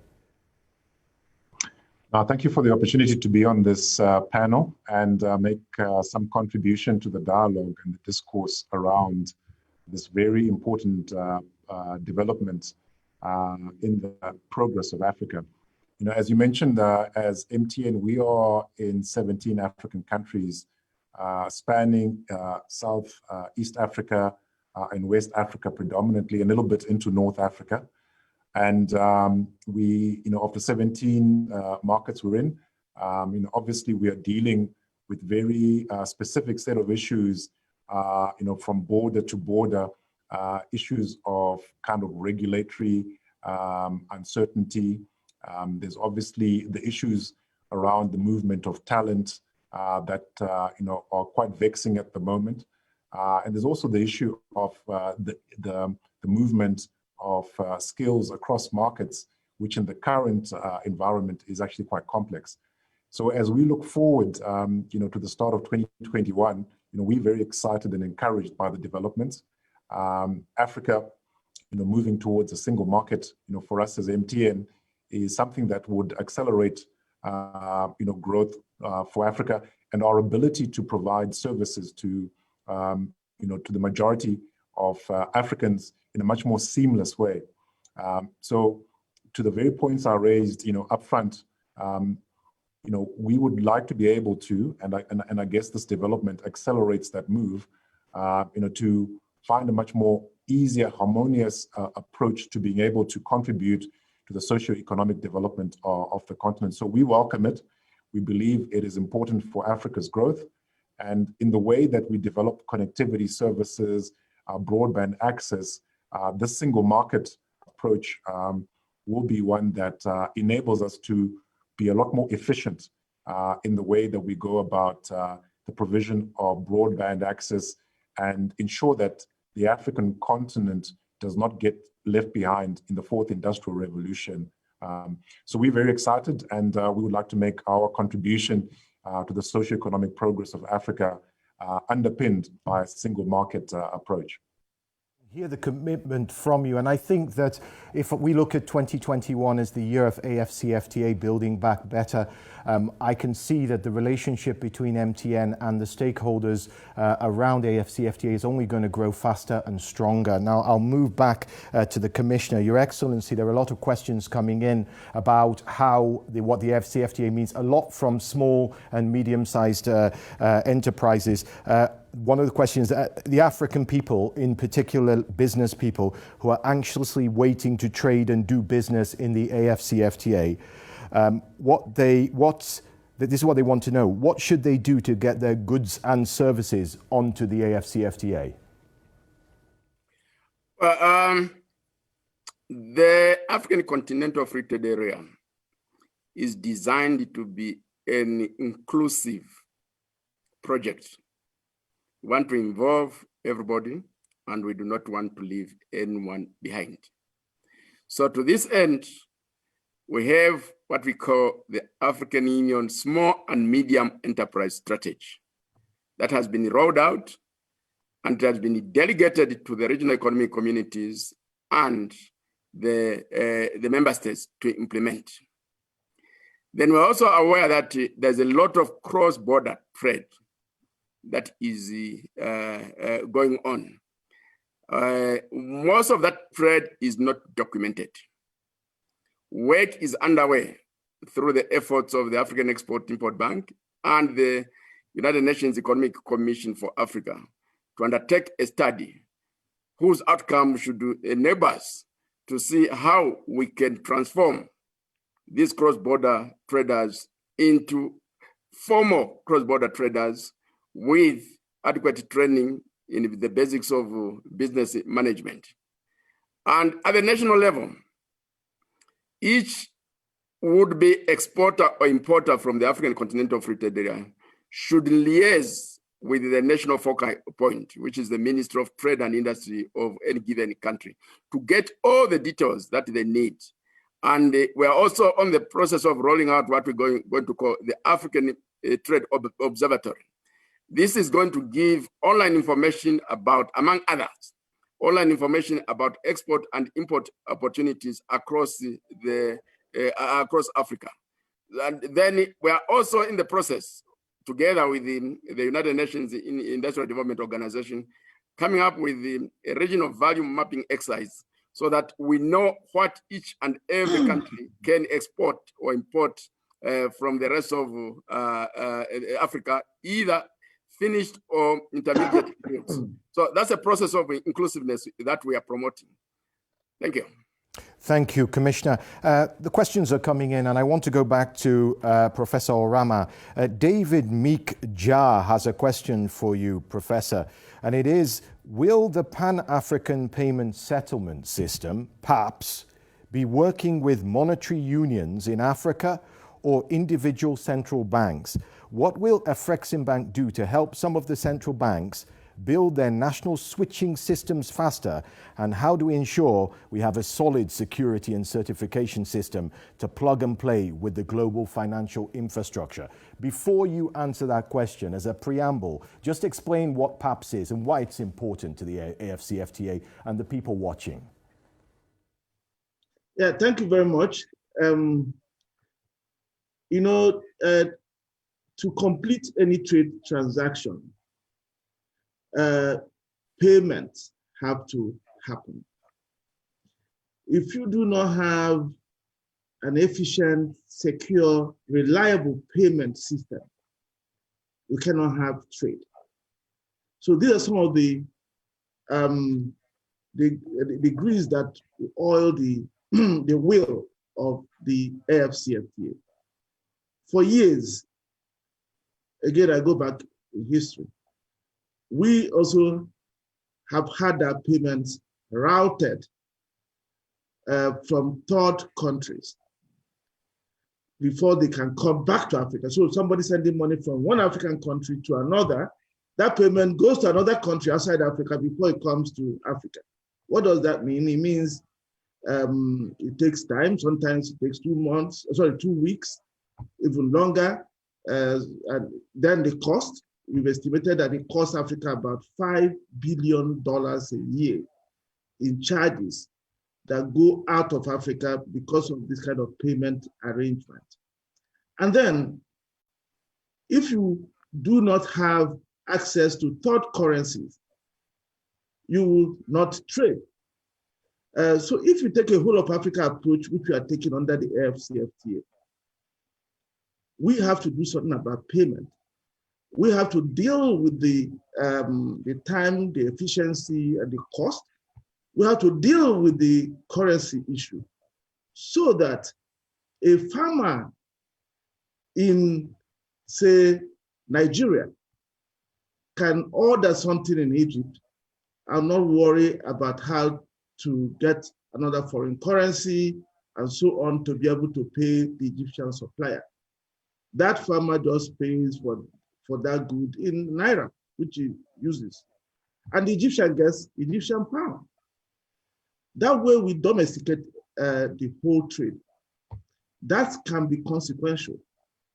Consequential to SMEs, consequential to the creative industry, consequential to our airlines, even consequential to our stock exchanges. Today, stock exchanges suffer from very limited liquidity.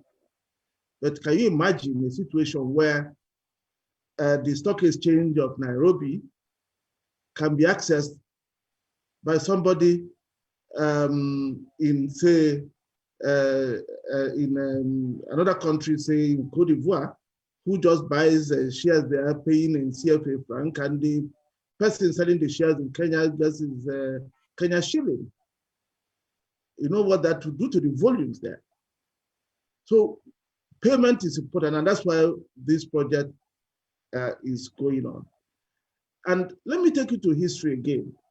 When Afreximbank was being created 27 years ago, the African Ministers of Finance who developed the document inserted clearly there in the treaty that established the bank that the bank should support payment arrangements for intra-African trade. So it was a kind of visionary, but it demonstrated an understanding of the role payments can play in boosting intra-African trade. But because it's not an easy thing to do, we didn't begin implementing this early.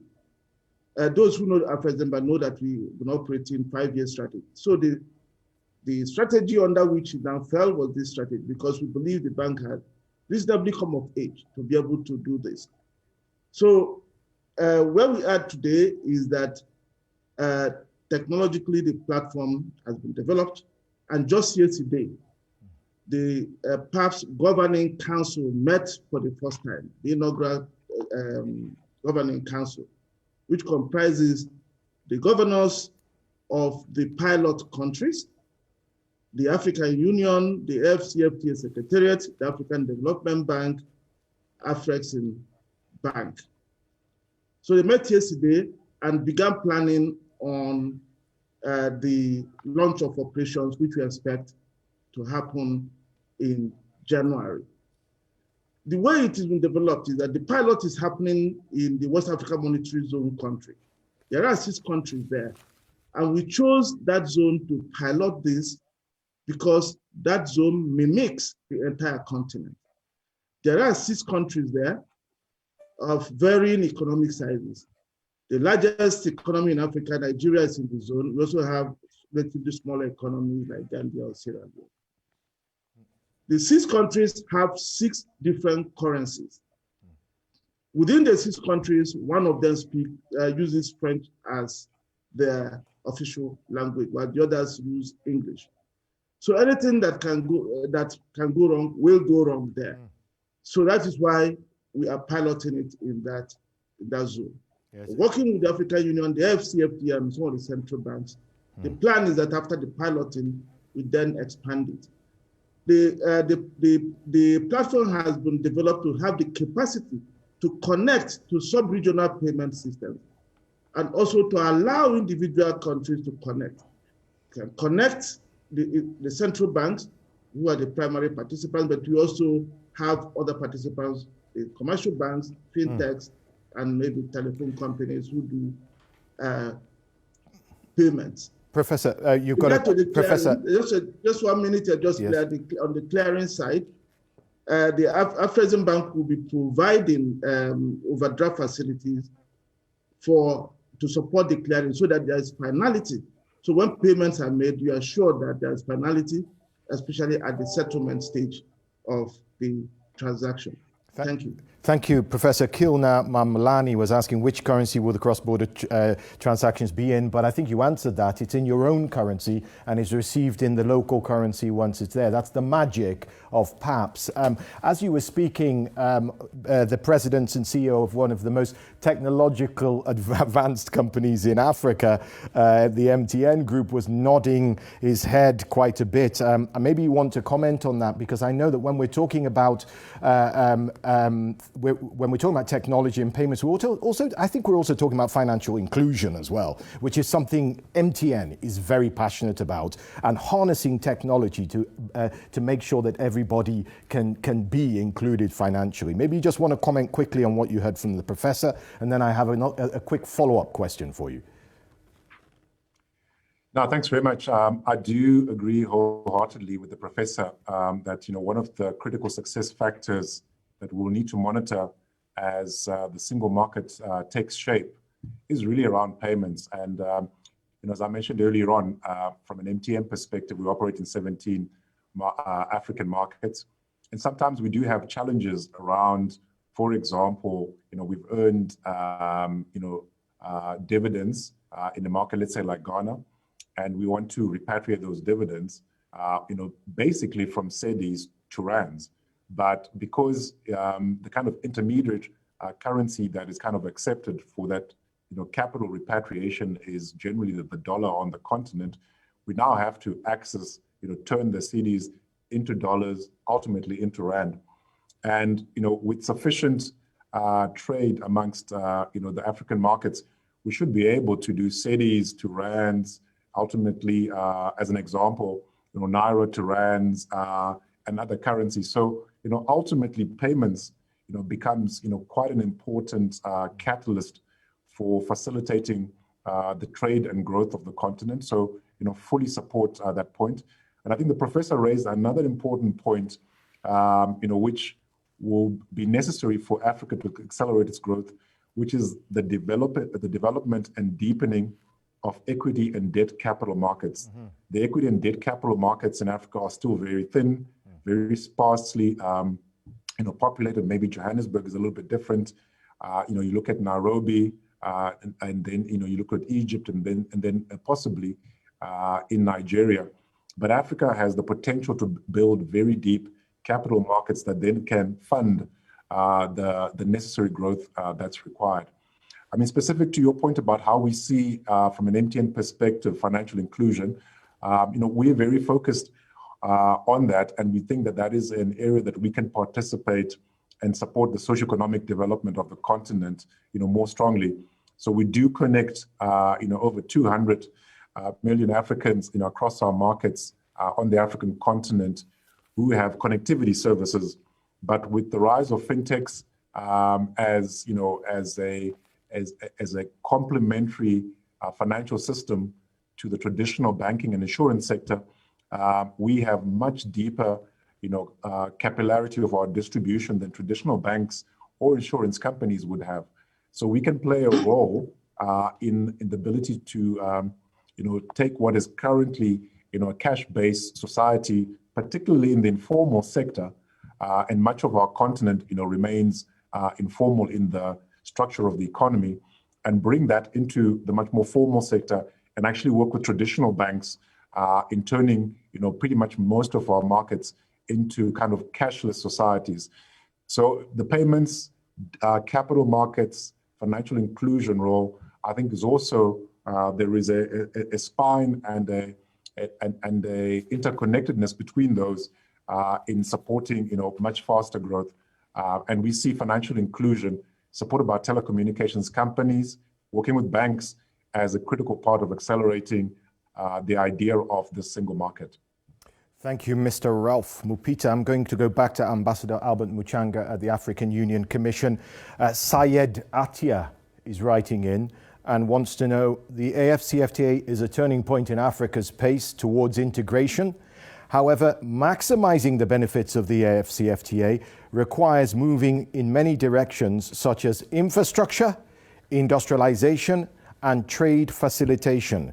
The question: how can Africa raise the low intra-Africa trade amid weak infrastructure and low levels of industrialization in most African countries? And do you believe mobilizing African resources alone can cause that sort of seismic change we're looking for on the continent? Well, the starting point there is for all of us to start seeing the African Continental Free Trade Area as the domestic market for Africa.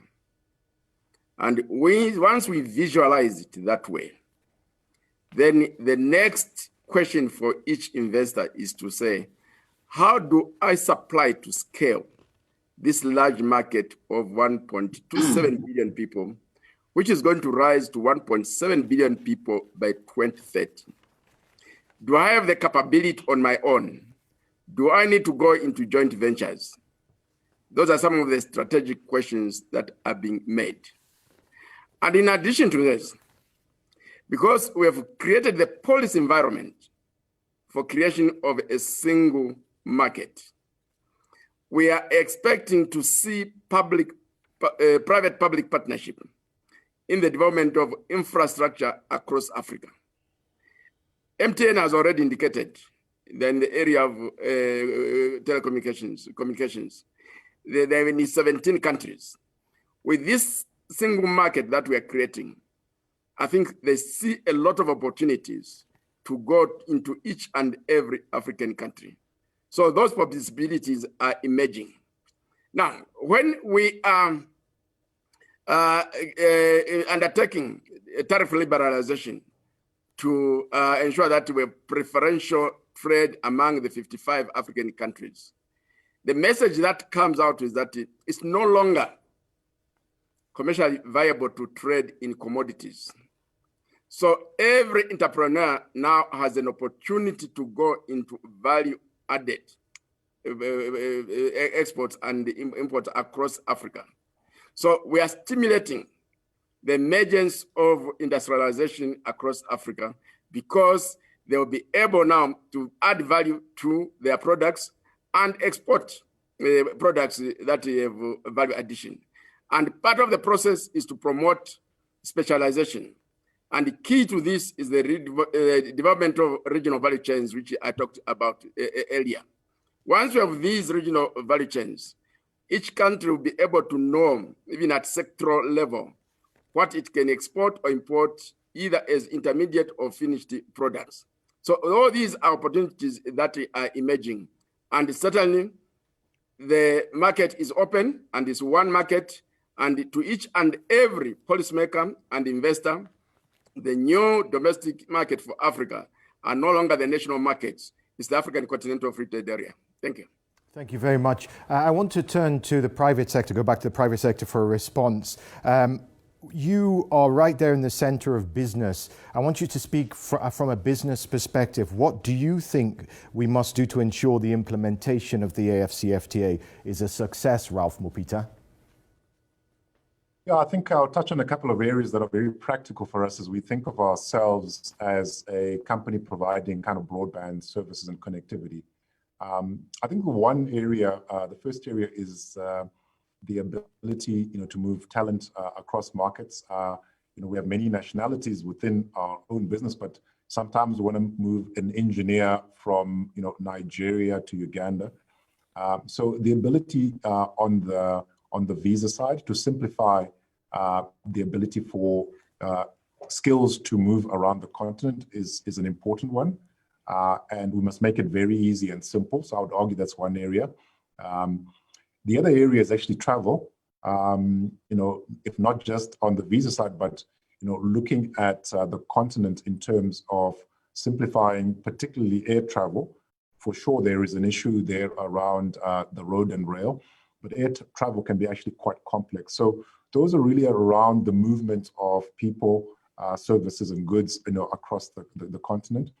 I think the other area we discussed, which is really payments, so the ability to simplify the currency regimes and payments to make them more frictionless, enable us, to be able to move, capital from country X to Y, relatively seamless, mindful, of the fiscal and monetary policy arrangements in those markets. That would be another area. The regulatory to look to harmonize, telecommunication regulations as far as possible, so that when we do, for example, license renewal, that we know a license renewal in country X and country Y are broadly the same. Right now, there are actually, differences there that may sometimes be quite material. So, simplifying the regulatory regime, would be important. The other area which is developing and I think needs attention sooner rather than later is the movement of data. The data sovereignty set of issues are very important. A lot of the workloads now are moving into the cloud, so we don't now have data, physically, in a location. It's somewhere in the cloud, and issues of data sovereignty need careful thoughts so that we as Africans can shape that direction and not necessarily, have a knee-jerk response to what is, happening elsewhere. And the other area that I would look at, is ensuring that as we move from country to country, we're able to deploy. Now, in a world where there's more broadband access being built out, what you will see is that actually there's a fiberization of the African continent that's required to ensure that the buildup of data traffic, can be well accommodated. And what investors and operators such as MTN, what we are very focused on is that we're able to do that and put that infrastructure into the ground, knowing that we can move from, let's say, Zimbabwe into Zambia and so forth, that investment, is protected because it is quite a capital intensive. So those are some of the examples I'll bring forward around practically the things that would need to come forward to ensure that, the actual implementation is a success. Thank you, Ralph. Ask any SME in Africa, what's your biggest challenge? And they'll say access to finance. That's what they'll say, most of them. Question here from Karen Pybus, which I think I'll direct to the good Professor Oramah. Since you're in the finance world, how will the banking sector change under AFCFTA, or how should it change under AFCFTA to enable African companies, big and small, to borrow at the types of rates that their Western counterparts in the West operate? They're talking about 4%, not 18%. No, thank you very much. That's a very good question, but also a question I don't think I can provide all the answers to. First, we have to deal with the issue of the challenges facing SMEs on the continent. I think that is one key problem. And that issue revolves around how SMEs are prepared so that they can become bankable. When they approach banks, the banks become comfortable. That is one element. There are a number of things that can be done about it. Some of them we as Afreximbank Bank are already doing. We launched the operations of the Africa Customer Due Diligence Repository platform a few days ago. And that repository platform provides an opportunity for those entities to have what they call the Africa Identifier Number. So anybody for next year applying for a loan in Afreximbank Bank must have an African entity identifier. And because we are donating this platform to banks so that it operates as a cooperative, we hope that the banks will also use it to make sure that it helps to promote access to finance, not only from banks within the continent, but also from outside the continent.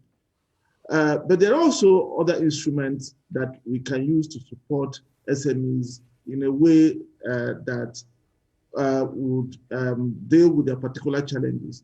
SMEs do not have collateral to give, but banks need to get collateral, many of the banks, before they lend. I was listening to Wangi earlier in the earlier panel, where he was also talking about using cash flow as collateral rather than physical assets. We think that factoring is one way we can use to support SMEs. That's what is being used to support SMEs in many countries around the world. When you do factoring, you are then able to lend not only on the basis of collateral provided, but on the basis of the cash flow, call it that, with the receivables of the SMEs. We also need to do more. And that is why we are promoting at Afreximbank an export trading company initiative. Today, we have so many SMEs. It's difficult for SMEs to participate in international trade because of all the things I mentioned. Not because international trade is a complex undertaking. They have to manage so many variables, which are normally outside the capacity of SMEs. But export trading companies have been used in other countries, even in America, in Europe, but more in Asia, to drive growth in supply chains, to encourage SMEs to participate as indirect exporters, so that the export trading company is the one that goes out and is able to win market orders, understand the markets, take care of external risk, and then is able then to give the orders. And based on that, based on the export trading company, banks are able to provide financing to the SMEs at rates that are affordable. I think these are some of the things we need to do, deal with the challenges SMEs with, and also train our banks and encourage them to become, have a bit of more risk appetite so that we can involve our SMEs in our regional value chains as AFCFTA envisages. Thank you.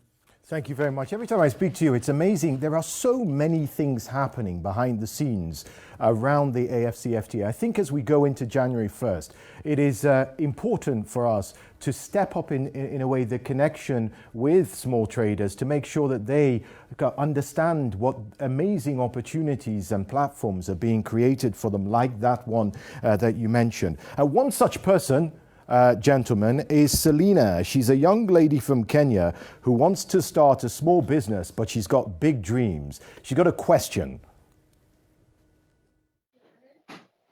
My name is Selina Nkoile. I am a one champion, an agri-social entrepreneur, and a girls' education advocate from Kenya. My question is, how will the African Continental Free Trade Area ensure that there is access to organic certified seeds to its farmers so that we have clean food in our markets? And my second question is, are there structures put in place to ensure that there is a control in agrochemicals that are being used so that they don't bring harmful effects to the environment and people? Thank you. This has to go, I think, to the AUC and to the DTI's commissioner. What she's talking on speaks to an even bigger issue of how the African Continental Free Trade Area could create a more greener Africa, a more greener industry. So I'll allow you to answer that question from Selina. Commissioner. Thank you very much. I'll start by indicating that agriculture is a key component of the African Continental Free Trade Area. And we have a dedicated program on the development of agriculture across Africa. And the part of that process is to promote clean technologies in the development of agriculture across Africa. And with this market coming into force, then we'll be in a position where we can mobilize the government and the private sector to ensure that they work in such a manner that we promote green agriculture or sustainable agriculture and green industrialization. And one of the key elements is that if you want to really have greater market share, both within Africa and outside Africa, you need to really observe the emerging standards of sustainable agriculture and green industrialization. So that is not going to be something that one can escape. And with respect to the issues of the agrochemicals, again, it comes back to the issue of greening the environment. Of course, there are elements of misuse of some of these chemicals when they are imported. For example, in some countries, they are used to do some sort of fishing, which is very harmful to the environment. So the issue of creating awareness about the harmful effects of some of these chemicals comes in very, very, very important. And at the end of the day, when we have now come up with a program of developing agriculture and promoting agro-processing, the issue of trading in safe products is going to play a key role. And an initiative is already underway to ensure that we promote intra-African trade in agricultural products that meets the minimum basic safety standards. Thank you. Thank you very much, Commissioner. Can I add this? You can indeed. I was going to go to you anyway. Okay. Go ahead. Well, thank you very much. I want to add to what the Commissioner mentioned. Actually mentioned some of the work we are doing. There's an element of the question that touches on those chemicals and how they affect human beings. I want to say that we're working with the AU Commission for Trade, and also the African Regional Standards Organization to make sure we develop standards. The UNECA is also supporting us in kind of doing some of the research to know what to prioritize. And some of these standards, I think some work has been done already in a couple of sectors. We are extending it to automotives, and of course, the agri sector is a key one, including milk and so on and so forth. I think those are ongoing, and because you need the standards actually to make it possible for those things produced, including by the lady that you featured, to be able to be sold all across Africa. By the time we put these standards, it now forces the people who produce to produce in a way that will ensure that the output complies with the standards. Because if they add too many chemicals and the standards catch them, they cannot sell them. So that would then force compliance to reduce the chemicals they use. But one problem we also see in Africa is lack of quality infrastructure. So what we have done at Afreximbank, we have a new fund called the Fund for Export Development in Africa. That fund now has a subsidiary called the Africa Quality Assurance Center. We are investing through that in developing the quality infrastructure. A project is underway now in Nigeria, and we are about to start here in Egypt, in Tanzania, in Ethiopia. I think there's another country. But the idea is to build so many of those centers across Africa. That is what the fund wants to do. That Africa Quality Assurance Center is a holding company that will own this, and hopefully it can then, of course, do whatever it has to do, like go to a stock exchange if need be. So associated with that is also the work on making sure that countries begin to adopt certain food safety bill. They pass those laws, but we hope that all those will have to be consistent with the agreement, the AfCFTA agreement. Our thinking is that with this work I just mentioned, that the idea or the problem of people producing things that are harmful to the environment and to people will be brought to minimum levels. Thank you. Thank you, Professor. Now we have something really special, gentlemen, so please stay with us. I've got an easy question for you. Of all the heads of state in Africa, who has been the biggest advocate of the AFCFTA? I'll give you a clue. He successfully led the negotiations of the AFCFTA and he pushed them over the finishing line. He then helped launch the operational phase of the AFCFTA and he led us to where we are now, weeks away from the AFCFTA start of trading. We celebrate His Excellency Mahamadou Issoufou, President of Niger and the champion of the AFCFTA. In January 2012, the 18th Ordinary Session of the Assembly of Heads of State and Government of the African Union, held in Addis Ababa, Ethiopia, adopted a decision to establish a continental free trade area and endorsed the Action Plan on Boosting Intra-Africa Trade as part of Agenda 2063, the Africa we want. After the 2015 official negotiations in 2017, President Issoufou was appointed to champion the process at the 28th Ordinary Session of the AU Assembly of Heads of State and Government held in Johannesburg, South Africa. African leaders were able to meet and make history when they came together in Kigali, Rwanda in March 2018 at the 10th Extraordinary Summit of the African Union to sign an agreement launching the African Continental Free Trade Agreement.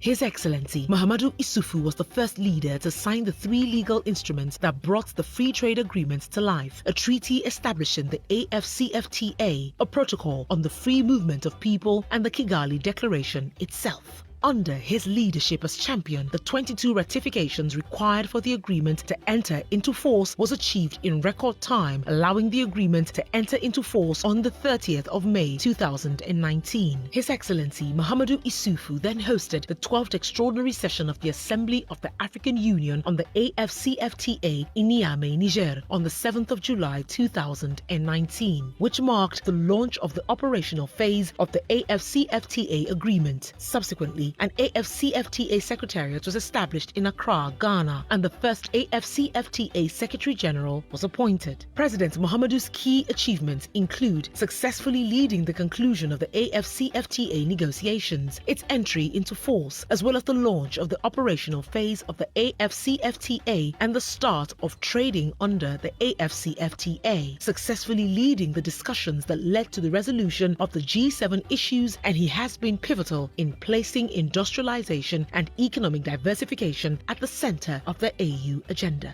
The AFCFTA will bring together all 55 member states of the African Union, covering a market of more than 1.2 billion people and a combined gross domestic product of more than $3.4 trillion. In terms of numbers of participating countries, the AFCFTA will be the world's largest free trade area since the formation of the World Trade Organization, with the start of trading set to commence on the 1st of January 2021. In the words of Kwame Nkrumah, the task ahead is great indeed, and heavy is the responsibility. And yet, it is a noble and glorious challenge, a challenge which calls for the courage to dream, the courage to believe, the courage to dare, the courage to do, the courage to envision, the courage to fight, the courage to work, the courage to achieve the highest excellencies and the fullest greatness of man. Afreximbank, AFCFTA Secretariat, African Union Commission, and the United Nations Economic Commission for Africa embrace this glorious achievement with pride and determination. We join together today to salute the first champion of the African Continental Free Trade Agreement, His Excellency Mahamadou Issoufou. Yes, President Issoufou's tireless efforts are worthy of praise, and it's difficult to find ways to say thank you, but we'll try. The African Union Commission's Department of Trade and Industry, the AFCFTA Secretariat, the United Nations Economic Commission for Africa, and Afreximbank have all come together to present an award to the AFCFTA champion.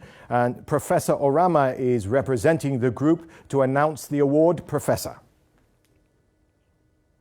Thank you, Your Excellencies. It gives me immense pleasure to speak on behalf of the group, the AFCFTA Secretariat, the African Union Commission, the UN Economic Commission for Africa, and Afreximbank. to deliver this important message to you and to the entire continent of Africa. In 1963, at the founding of the Organization of African Unity, Kwame Nkrumah said, and I quote, "Here is a challenge without which destiny has thrown out to the leaders of Africa. It is for us to grasp that golden opportunity to prove that the genius of African people can surmount the separatist tendencies in sovereign nationhood by coming together speedily for the sake of Africa's greater glory and infinite well-being into a union of African states." The ambition of African unity has been a defining feature of independent Africa's collective efforts to break down the artificial barriers created during the colonial period, and by so doing, achieve economic emancipation and collective self-reliance. While the journey has been long and by no means over, the AfCFTA is perhaps one of the biggest steps Africa has taken in the past 60 years to ensure that the barriers erected during the Berlin Conference are dismantled. The AfCFTA is a historic step in our journey toward the continental union and Africa's economic freedom. More than just trade, the AfCFTA is about connecting Africa. It is about transforming and developing Africa for its and for us and for future generations, and ensuring that Africa takes its rightful place as a leader in the global economy. In recognition of his sterling leadership and unrelenting commitment that enabled Africa to achieve the AfCFTA despite the doubts of many, and doing so in record time, it is my singular honor to announce that the African Export-Import Bank, along with the African Union Commission, the AfCFTA Secretariat, and the UN Economic Commission for Africa have agreed to commission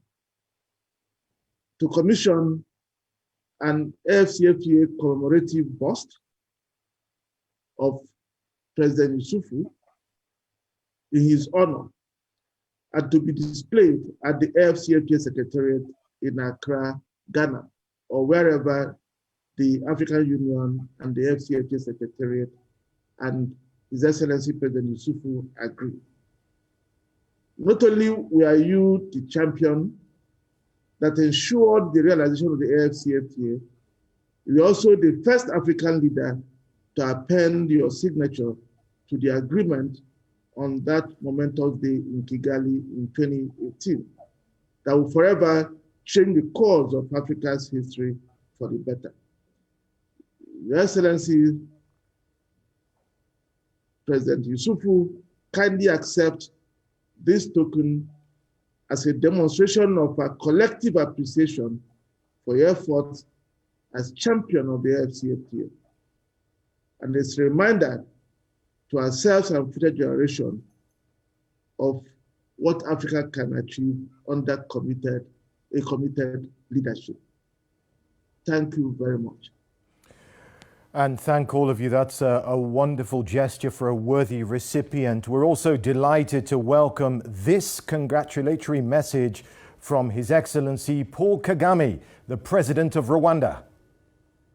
Excellencies, heads of state and government, Excellency Moussa Faki Mahamat, Chairperson of the African Union Commission, senior officials, business leaders, distinguished ladies and gentlemen, good afternoon.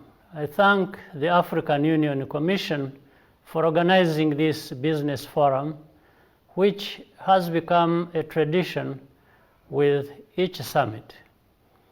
2 years ago, we signed a historic agreement and together wrote a new chapter in the story of African integration. The COVID pandemic has delayed the start of trading, but we must stay on course. This collaborative action is now more important than ever to rebuild our economies and strengthen Africa's resilience to future shocks. So let's get on with it. Doing more business with each other will be mutually beneficial for our countries, and it will also help us build the capacity to compete internationally. In Africa, we will start trading amongst ourselves in a few weeks. We need the private sector to be fully involved. That means all of you gathered here with us today. We have to work closely together to ensure the right frameworks are in place for the success of this process. In addition, we must continue to communicate the benefits of free African trade to our citizens, especially young people, and mobilize them to remain engaged for the next phases of African integration. I would like to take this opportunity to congratulate and welcome Wamkele Mene, our new Secretary General of the CFTA Secretariat. We look forward to working with you to make this initiative a success. I conclude by congratulating His Excellency President Mahamadou Issouf of Niger. He has championed free trade on our continent and kept us on track. The award he has received today is richly deserved. I thank you all very much and wish you a fruitful forum. A great message there from President Kagame of Rwanda. Gentlemen, we're almost out of time, so I'll do a quick round robin. That was a wonderful and historic moment, and I'm very much looking forward to seeing that statue and visiting that statue of the AFCFTA Secretariat. But we just have a quick few minutes to crystal ball gaze into the future, gentlemen. You know, there's a lot of fear in the system, and rightly so. 2020 has been an extraordinary year, not just for Africa, but for the globe. But we want to make it not the year of COVID-19 recovery, but the year of the AFCFTA 2021, and look positively, I think, through a positive prism. So my question is, with the impact of what's happening and continues to happen to Africa with COVID-19, how is that going to really affect the implementation of the AFCFTA? And how optimistic are you that we can reach the levels and pace of development of this free trade area that we hope for? I'll start with Ralph Mupita. Thanks very much. I mean, obviously, COVID has been a significant shock, both at a human healthcare and economic level. But I think in acknowledging that, we must also keep an eye on the point that we need to look at how we can accelerate the socioeconomic growth of the African continent, notwithstanding the challenges we face today. The challenges are real, and they will work their way through the economy. They will create fiscal challenges across our markets. But we should use this challenge to double down and push forward and accelerate the single market idea, so that we use it as a mechanism to actually, push forward our growth. So we do need to acknowledge the reality of it, but the single market idea and vision, should be galvanized and accelerated now that, COVID-19 has happened. And as we look particularly in our sector, telecommunications and broadband services, we've certainly seen through the episodes we've gone through with COVID-19, is that it's actually accelerated the digitalization opportunities. And as you quite clearly would have seen, whether it's in education, whether it's in health, whether it's in agriculture, the future has come forward. Mm-hmm. And therefore, we should utilize this opportunity to actually double down and push ahead and not hesitate with the implementation that is so necessary now.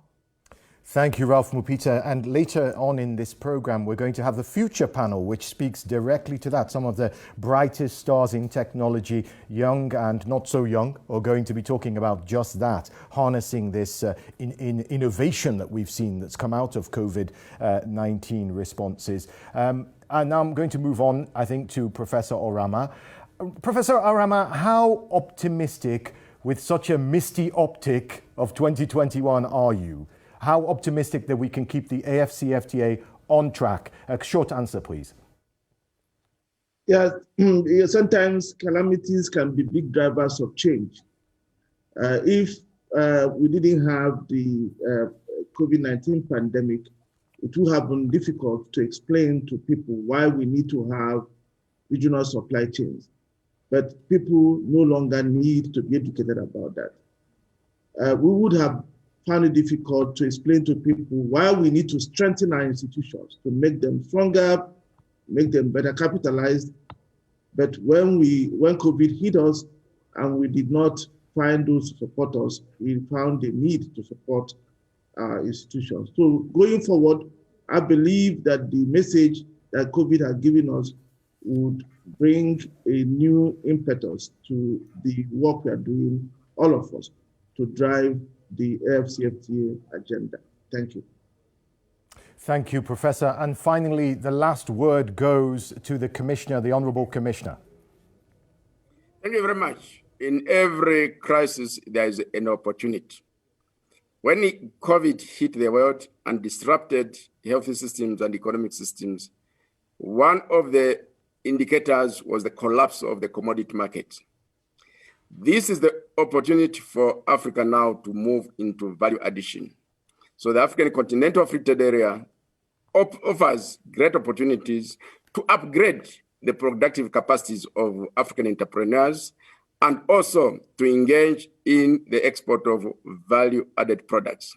So I'm very, very optimistic that each and every African realizes that the fate of Africa lies in our hands. It's up to us to make the difference. We can do it. All we require is a very bold determination. And the future ahead is very bright. Thank you. And thank you to such a wonderful panel. Thank all of you. In fact, I think that you should be a permanent panel and work together as a holy trinity in these types of things because you work so well and complement each other. That's been a stimulating conversation, gentlemen. So thank you for that high-level panel. Now, a clear message from that excellent panel was that the AFCFTA is about cooperation. It's about unity and integration. And that's the spirit that's needed to win against the battle against this pandemic and its effect on our dear continent. Staying on the theme of harmony, the AFCFTA Business Forum 2020 is pleased to present 10 of Africa's biggest musical artists to perform this powerful rallying call for Africans to unite in the fight against COVID-19. It's produced by the One Campaign in partnership with the Nelson Mandela Foundation and MTV Base. Solidarity will get us through these difficult times, and Africa will be stronger if we stand together.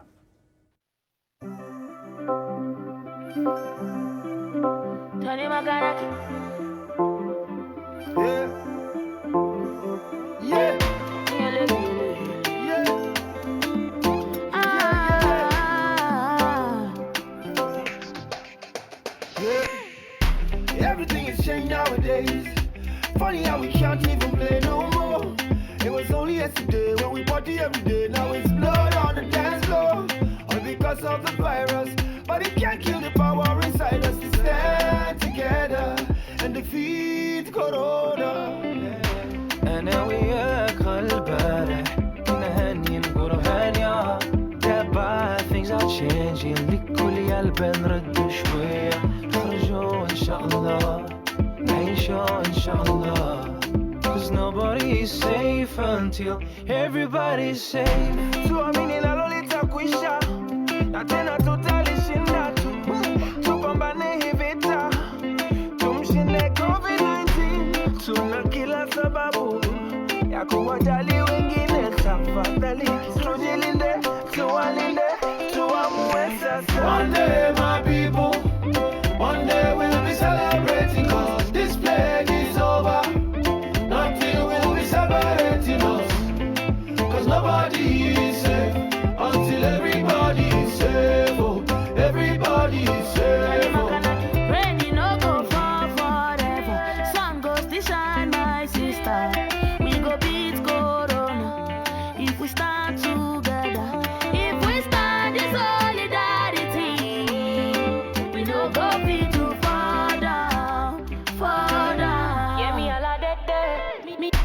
like you and I know you like me too. Me, I love you and I know you love me too. We gonna spread the word and not divide us so. Nobody is safe until everybody is safe. Oh, me, I want to be safe. Oh, eh, oh. Oh, me bush in Chile. Feels like we're just kneeling. We'll pick up the pieces, start over. All the tears will be all over. Can you mean it will be much closer? For now we scream and shout. One day, my people, one day we'll be celebrating, cause this plague is over. Not till we'll be separating us. Cause nobody is safe until everybody is safe. Oh, everybody is safe. One day, my people, one day we'll be celebrating, cause this plague is over. Not till we'll be separating us. Cause nobody is safe until everybody is safe. Oh, everybody is safe. Oh. Je passe un gros big up à tous ceux qui font le taf. Dans les hôpitaux, la tristesse sous les masques. Mister Corona nous a piqué dans la face. On a tous peur, quoi qu'on dise, quoi qu'on fasse. On va gagner, gagner, gagner. À nous la victoire, notre histoire, elle va changer. Tous les jours, les soirs, c'est la messe. Frérot, tu sais, Corona nous a tous mis dans la S. Ah. Mothers are kings and fathers are queens. You reign in your quest for the truth and strive in your sleep. The people in your past can relate. Your victory great. I saw you on the shits in your graves. Your fathers relate. Many cries now, but they never beat the sunrise. Swinging in your fight, and we waiting for your come right. Your faith gon' heal you. Heaven gon' keep you. I'm praying that the sun never leaves you. I feel you here. Ei, se não nos unirmos agora, tudo que construímos outrora, destruímos agora. É melhor nos munirmos agora. O futuro das crianças decidimos agora. Covid não escolhe cor, somos todos alvos. Enquanto não tivermos todos, ninguém tá salvo. A mensagem é básica, para não mudarmos o nome da Mama África para Mama Lágrima. Lume al fall, skalv gun jale fall. Abro ke tagalu, andu like a go, metada gichala. One day, my people, one day we'll be celebrating, cause this plague is over. Nothing will be separating us, cause nobody is safe until everybody is safe. Oh, everybody is safe. Oh. One day, my people, one day we'll be celebrating, cause this plague is over. Nothing will be separating us, cause nobody is safe until everybody is safe. Oh, everybody is safe. Oh. One day, my people, one day we'll be celebrating, cause this plague is over. Nothing will be separating us, cause nobody is safe until everybody is safe. Oh, everybody is safe. Oh. Thank you, thank you, thank you, thank you, thank you.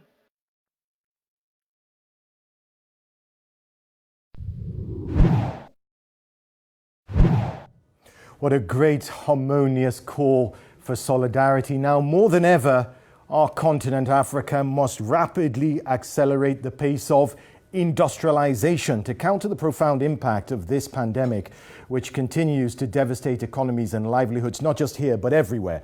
Africa's drive towards integration, combined with its natural resources and the demographic dividend of a young and vibrant population, gives us hope that despite the skyrocketing unemployment and economic hardship, new industries and new companies will flourish on the platform of the AFCFTA. In this rapid deep dive, we're joined by the AUC Commissioner again and UNIDO to paint a picture of what could be and where our collective energy should be focused to make scaling up industrialization a reality. I want to welcome back Ambassador Albert Muchanga, Commissioner Trade and Industry for the AUC. And with us, we're so happy that you can be with us just a day ahead of the extraordinary session of the AU. We have Lee Yong, Director General of UNIDO. And I will go straight to you, sir, Mr. Yong. There are a lot of questions already coming in, but I will deal with this question that came in through email. It says, after the launching of the operational phase of the AFCFTA in July 2019. African countries will start trading in January 2021. As the United Nations Industrial Development Organization, UNIDO, how much do you think it's a catalyst for Africa's industrialization, the AFCFTA? Yeah. Thank you, Mark. I'm so happy to join this forum, and also together with my friend, Ambassador Machanga, we worked so hardly on the Africa industrialization.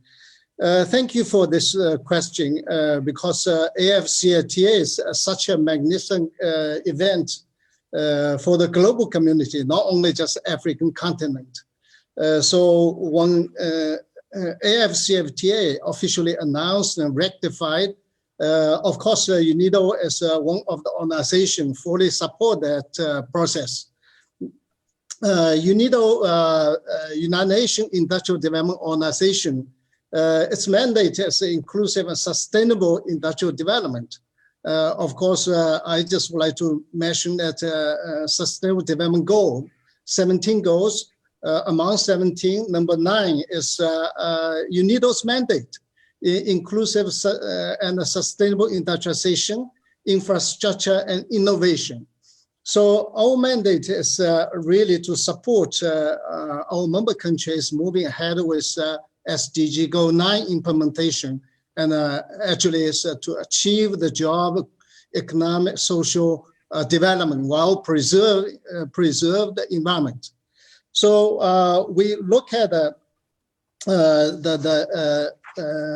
AFCFTA, when the leaders committed so strongly to this process, it provides a unified market and a free movement of the person and the investment.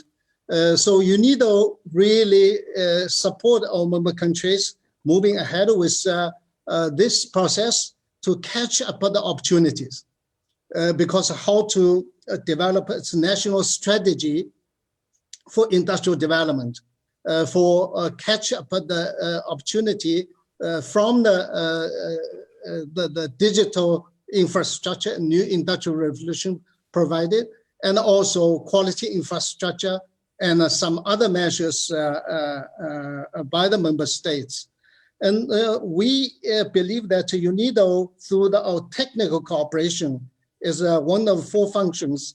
We provided enormous project support our member countries moving ahead with production, industrial manufacturing activities. The second is also we provide analytical research function and help a country to form the strategy, how to connect it to the free trade and also production to catch up the opportunity. Number 3, also we are a normative function and standard qualities, because for trade, standardization and the quality infrastructure is so important to connect it to the market value chain. So final one is a convening function, partnership, to let member countries in Africa to understand this is a great opportunity. They must catch it. We, through this kind of connections, conventions, workshops, let them know how to connect this opportunity. So I also would like to mention that we worked very closely with AUC, IEC, and the member states' private sector development institutions to support this process. Also, we set up the forum platform to support the development of the SMEs, which is backbone of the manufacturing sector and the job creation, and also upscaling the technical assistance to African countries in accordance to mandate and to promote the third industrial development decade for Africa. If I have opportunity, I would just like to explain what is IDDA3. Final one is building multi-stakeholder partnerships, because during this process, we must work together with the international community, work strongly, build a strong partnership with African countries this is a kind of very important prerequisite to connect it to global market, to get the support from international community. So we really moving ahead with this kind of different operations, different programs. But of course, we really hope that we can really develop some of the program will be critical tools for African countries moving ahead to catch the AFCFTA's opportunity. And we develop a PCP program and something I would like to explain later on. Yeah, Thank definitely, you. and I'll give you that opportunity. But I just want to bring in the His Excellency Ambassador Albert Muchanga. When Albert Muchanga sleeps, he dreams of a rapid upscale of industrialization and manufacturing. It's on his mind all the time. He talks about it all the time. He's asked about it all the time. I'm going to ask about it again. The AFCFTA is weeks away from the start of trading. What does it mean for a rapid upscale in Africa's urbanization? Ambassador. Thank you very much. First of all, I greet my friend and brother, Yonglin, the Director General of UNIDO. It means a lot. We need to learn how to industrialize, and we need to master the principles of industrialization, and we need to create our own technologies through innovation in the process of industrialization. That means that there is need for a collaborative framework among the governments, the private sector, and the academia to engage in research and development, and as well as industrial design. When they do that, then we come up with innovations. And when we come up with innovations, then the products can be branded, and the branding is a source of value. And with that process, then we are going to have distinctively African industrial products. And when you do that, then you are able now to embark on the issue of coming up with a very, very ambitious quality policy, so that you have a made in Africa standard, which is going to really indicate that Africa is really industrializing. And like I indicated earlier, that requires a lot of investments, and that requires a lot of partnerships. Of course, some business people can do it alone. And there are a lot of examples across Africa, to give an example of Dangote. But for quite a majority, they will need to go into joint ventures so that they come up with very, very good products. And at the level of the African Union, the basis for that is the Accelerated Industrial Development Strategy for Africa, or AIDA. And it's complemented with the third industrial development decade for Africa, which is going to run from 2016 to 2025. And the United Nations Industrial Development Organization has been given the mandate by the United Nations to run this program together with us. So all those are the pillars that we are using to industrialize. And it also involves mobilizing the private sector. And we have done it at a number of levels. I'll just give you 3 examples. In the field of mining, because we are going to have the development of mining value chains across Africa, the private sector who approached us, the mining private sector approached us to assist them in coming up with the association of chambers of mines across Africa. So they've come up with a Pan-African institution. Similarly, the manufacturers across Africa approached us, and they're in the process of setting up a Pan-African Manufacturers Association across Africa. And then we've got the African Business Council, and then we've got the Private Sector Trade and Investment Committee. All these are initiatives by the various members of the private sector to see how they can collaborate with us in promoting industrialization across Africa. And they are also using as platforms to engage with the government leaders, to lobby for better policies, to lobby for better incentives, so that they spur the process of industrialization. So this is how we are working. Thank you. Thank you very much. Let's take a question now. We have interveners that have sent in videos, and one such person is a young gentleman called Roger, and this is Roger's question. What measures have you put in place to deal with the crisis? Just like, for example, COVID-19 pandemic, because I believe there are a lot of risks that might come and maybe crisis in future. What are the interventions in place to deal with this? Thanks so much. And that speaks exactly to the theme of the AFCFTA Business Forum 2020, how COVID-19 build back, how AFCFTA can help us build back from the effects of COVID-19. COVID-19 hits us with like a seismic tsunami, and it's not the last time we're going to get such a shock. They come every now and again, and we've learned a lot. What are we putting in place now from what we've learned that can ensure Africa's progress and development stays on track, and most importantly, the AFCFTA stays on track? I think I'll go to Mr. Lee Yong for that one. Thank you. I think this is a very relevant question. Now, pandemic, COVID-19 pandemic is historical, never happened before, like such a big scale, such a big damage to all the countries. We, as one of the UN agency, we work under the leadership of Secretary General and develop a response, crisis management response to our member countries. And this is a kind of framework covering 3 stages. First is stop, contain. Second is adapt. Third is building recovery and transformation. So during the first stage, we developed programs under the UN Trust Fund. They set up a 3 trust fund. And some of the programs we, for instance, like production, manufacturing of PPEs, and also some of the medical equipment being manufactured. And through some of the donors' funding, we support the country in Africa. Many of the countries receive this kind of support.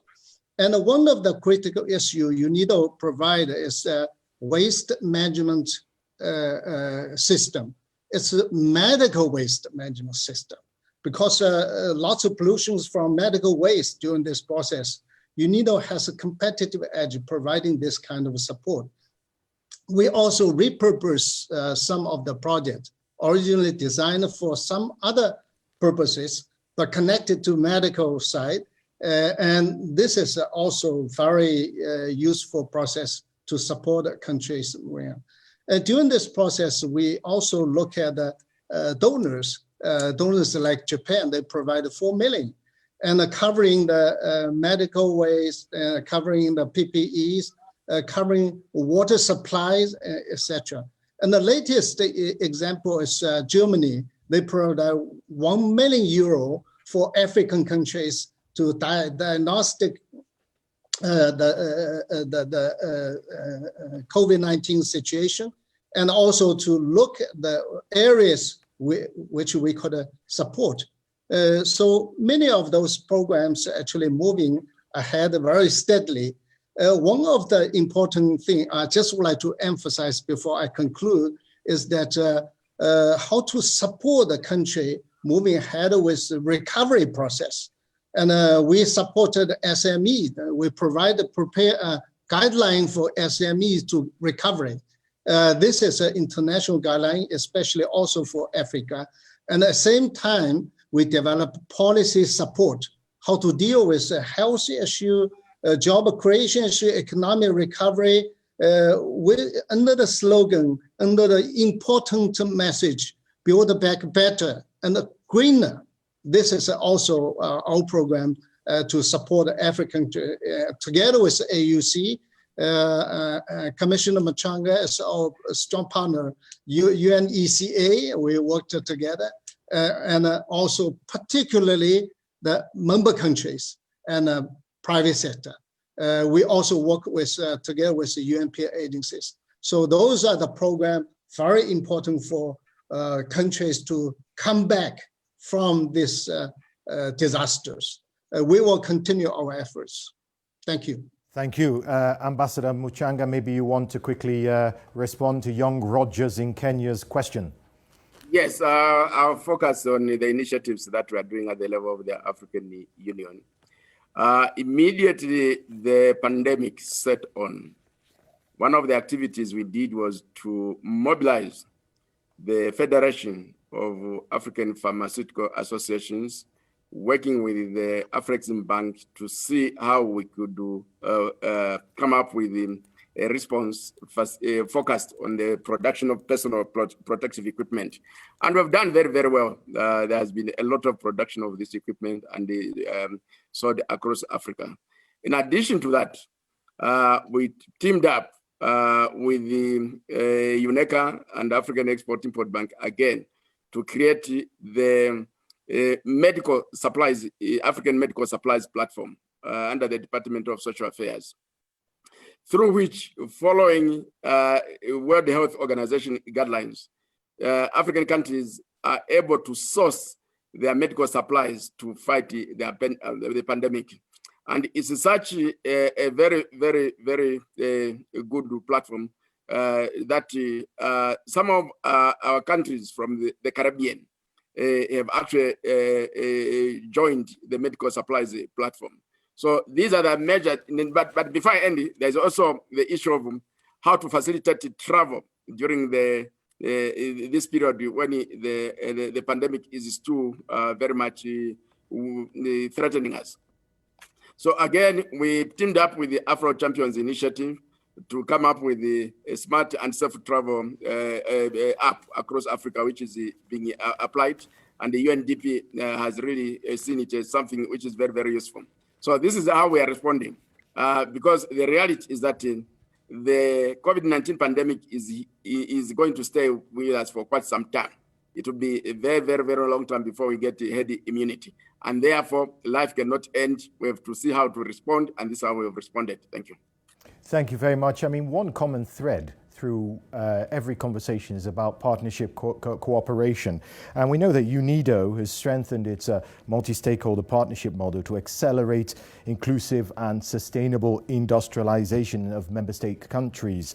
The question is, could you please share, Mr. Lee Yong, the progress in the Programme for Country Partnerships, I think you call it PCP, Experience in Africa, and how this new approach could spur intra-Africa trade and regional integration? Yeah, thank you, Mark. I think that this is, if I explain in detail and maybe it's too long, I just give you some quick concept of PCP. UNIDO's mandate support countries, own country for industrialization process, but how to support? Of course, we can go through numerous pieces of the project, 500,000, 1 million, 2 million, and it's helpful, but however, it's not enough. Normative function of the UNIDO is so important to support the country to have a kind of strategy, policies for industrial development. This is a starting point. We work together with member countries, also together with international community, bring about the best practices in the world into this strategy. So this is a kind of program for the country, focusing on the four critical points, areas. First is a strong commitment from the political leaders. They committed to the industrial development, like Egypt, like Ethiopia, Senegal, and many countries. The leader told us their economy will be led by the industrial development process. And in Africa, we want the transformation for all the African continent is importantly to develop industrialization. So political commitment is fundamental. Number two is a strategy, the policy. We've seen so many countries develop a policy strategy, but sometimes there's too high the level, too broad the range. But for UNIDO is very much focused just started this process. I'll give you one of the example is that Ethiopia, they put 3 pillars as we identified to boost agriculture production, industry related, and also job creation. Leather and textile and also agro processing.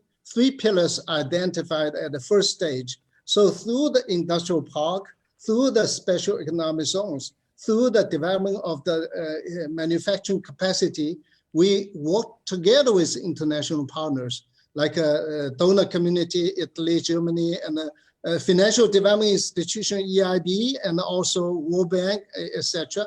Regional Development Bank, AFDA, and UNECA, AUC, to support country. The number 3 is the implementing structure, because African leaders, people develop industrial strategy many times, and also in the past they tried a lot. But important thing is implementing structure in the country, how to implement a strategy setup. Now we help government to organize implementing coordination committee at the ministry level headed by the government. This is a very powerful donor community coordination committee and also implementing committee led by one ministry. Number 4 is partnership, as I mentioned. It cannot be achieved, industrial strategy manufacturing, without opening up, without building strong partnership with international community. So until now, I believe that Ethiopia is a very successful case. Senegal is successful. And these now, are cases that can more be than 10 replicated. countries, more than 10 countries actually in the line of the PCP. Yes. And latest is Tanzania and also Kenya. They request this kind of program. Okay, we are very happy. All those leaders are really championing for Africa industrialization. We are move steadily with this kind of PCP program. It is highly commended by the country, by the international community, even by the UN. Every year we submit a report to Secretary General to share our information. I believe that this kind of model will be continued and will get more support from countries and help African industrialization process. Unfortunately, we're almost out of time, but I want to squeeze in one last question for His Excellency Albert Muchanga. What to choose, Commissioner, because I have about 40 questions here for you, so I'll just grab one. Let's end by looking into the future at young people and young entrepreneurs. And, you know, just from the video that played before your session, you can see the vibrancy and the energy of Africa's youth. And one of Africa's key strengths for us is the demographic dividend, as they call it, our growing youth population. And this question is, the youth can only contribute to productivity if they're well trained. To this end, how will the AFCFTA focus more on technical and vocational education and training and university-led tertiary education? It's about rapid scale-up of capacity. Can you give us a word or two on that? Well, training is very, very important because it provides skills, and that's a source of empowerment. So the reality on the ground is that each and every African country should critically review its training programs. Are the children or the youth that we are bringing out of colleges and universities employable? If the answer is no, then something is wrong. So we need to come up with a program of employability. And the issue of vocational training and apprenticeship are very key in this regard, so that somebody can come up with a university degree, but they can also have the skills to be able to be very much employable. Beyond that, there's also need to have a partnership with the private sector. Sometimes government do not understand what the private sector does. So if the government, each government comes up with an incentive scheme such as tax deductions, to empower the industries, employ young people or train young people so that immediately they employ them to the level which they need for them to do their work. They are employed by the industry that is doing that. So these are some of the measures that we need to do that. But before I end that, the young Africans should also embark on startup operations. We are in the era of the fourth industrial revolution. There are a lot of opportunities. Using their talent, they can emerge as entrepreneurs on their own. So the challenge is on them. And to this end, we are working with the African E-Trade Group to come up with a competition for youth startups across Africa. And those, we are targeting 150 of them. Those that make it are going to exhibit at the African Union Pavilion for the youth startups, and they'll be matched up with the venture capital firms. Thank you. That's fantastic. Thank you very much, Albert Muchanga, the Commissioner for Trade and Industry at the AUC, and your colleague and brother, Lee Yong, the DG of UNIDO. Thank you for that swift and rapid deep dive into industrialization and the AFCFTA. We're out of time now, so I'll quickly move on because the other panelists are raring to go. The AFCFTA's success cannot be driven by physical infrastructure alone. It's also about people, their hopes and their dreams. Now, nothing better captures the human passions and forces weaving the continent together than its extraordinarily rich art and culture. Now, this next video introduces Nefertiti. That's a platform for artistic discovery that's designed to unearth Africa's passionate talents in the visual, literary, craft, and related domains. Africa, a meeting pot of cultures, languages, and artistic diversity. Our creative arts are held across the globe. To celebrate creativity and promote artists, the African Union and the Afro Champions Initiative launched a prize money program to uncover artistic progress and creativity. Art that passionately highlights the quest for the continent to learn from its past, take charge of its present, and construct its future full of prosperity and unity. The grand prize is $50,000 known as the Nefertiti Grand Prize for African Creativity. Is awarded to the overall winner. The Nefertiti Grand Prize winner 2020 was Vincent Kolo from Nigeria for his amazing work, The Chords of Yesterday. It shows what binds us together and the forces that seems to divide us. Sinenko Simsomi won $15,000 for showcasing themes of social justice and equality. Batha Munthali won $10,000 for work that draws on the themes of development, knowledge, innovation, integration, and transformation. $5,000 prize money for literary excellence went to Peter Wambua for literary achievement in prose and poetry, showcasing African possibilities. With the help of top sponsors, Egypt's Commercial International Bank and the Afrexim Bank, the program will help to reshape the African narrative. Top artists will be posted to major corporations and regional institutions. They will work closely with marketing and branding departments, assisting the corporate sector to develop major cross-sectional artistic projects that blend technology, heritage, and creative art. They will use new and traditional media to help young Africans rediscover their authentic storytelling traditions and deepen their emotional bonds with their home continent. The AU and the Afro Champions Initiative are aiming at changing the narrative of Africa through creative actions and not just words. Nefertiti should help carve out a single market of ideas to drive forward the African Continental Free Trade Agreement, AFCFTA, for goods cannot cross borders until our hearts and minds do. Your Excellencies, ladies and gentlemen, 158 years ago, in 1862, Standard Bank was founded in the seaside town of Port Elizabeth in South Africa, now Nelson Mandela Bay. Standard Bank was founded not by bankers, but by traders, business people in the wool trade between South Africa and its export markets. So we were international traders before we were bankers.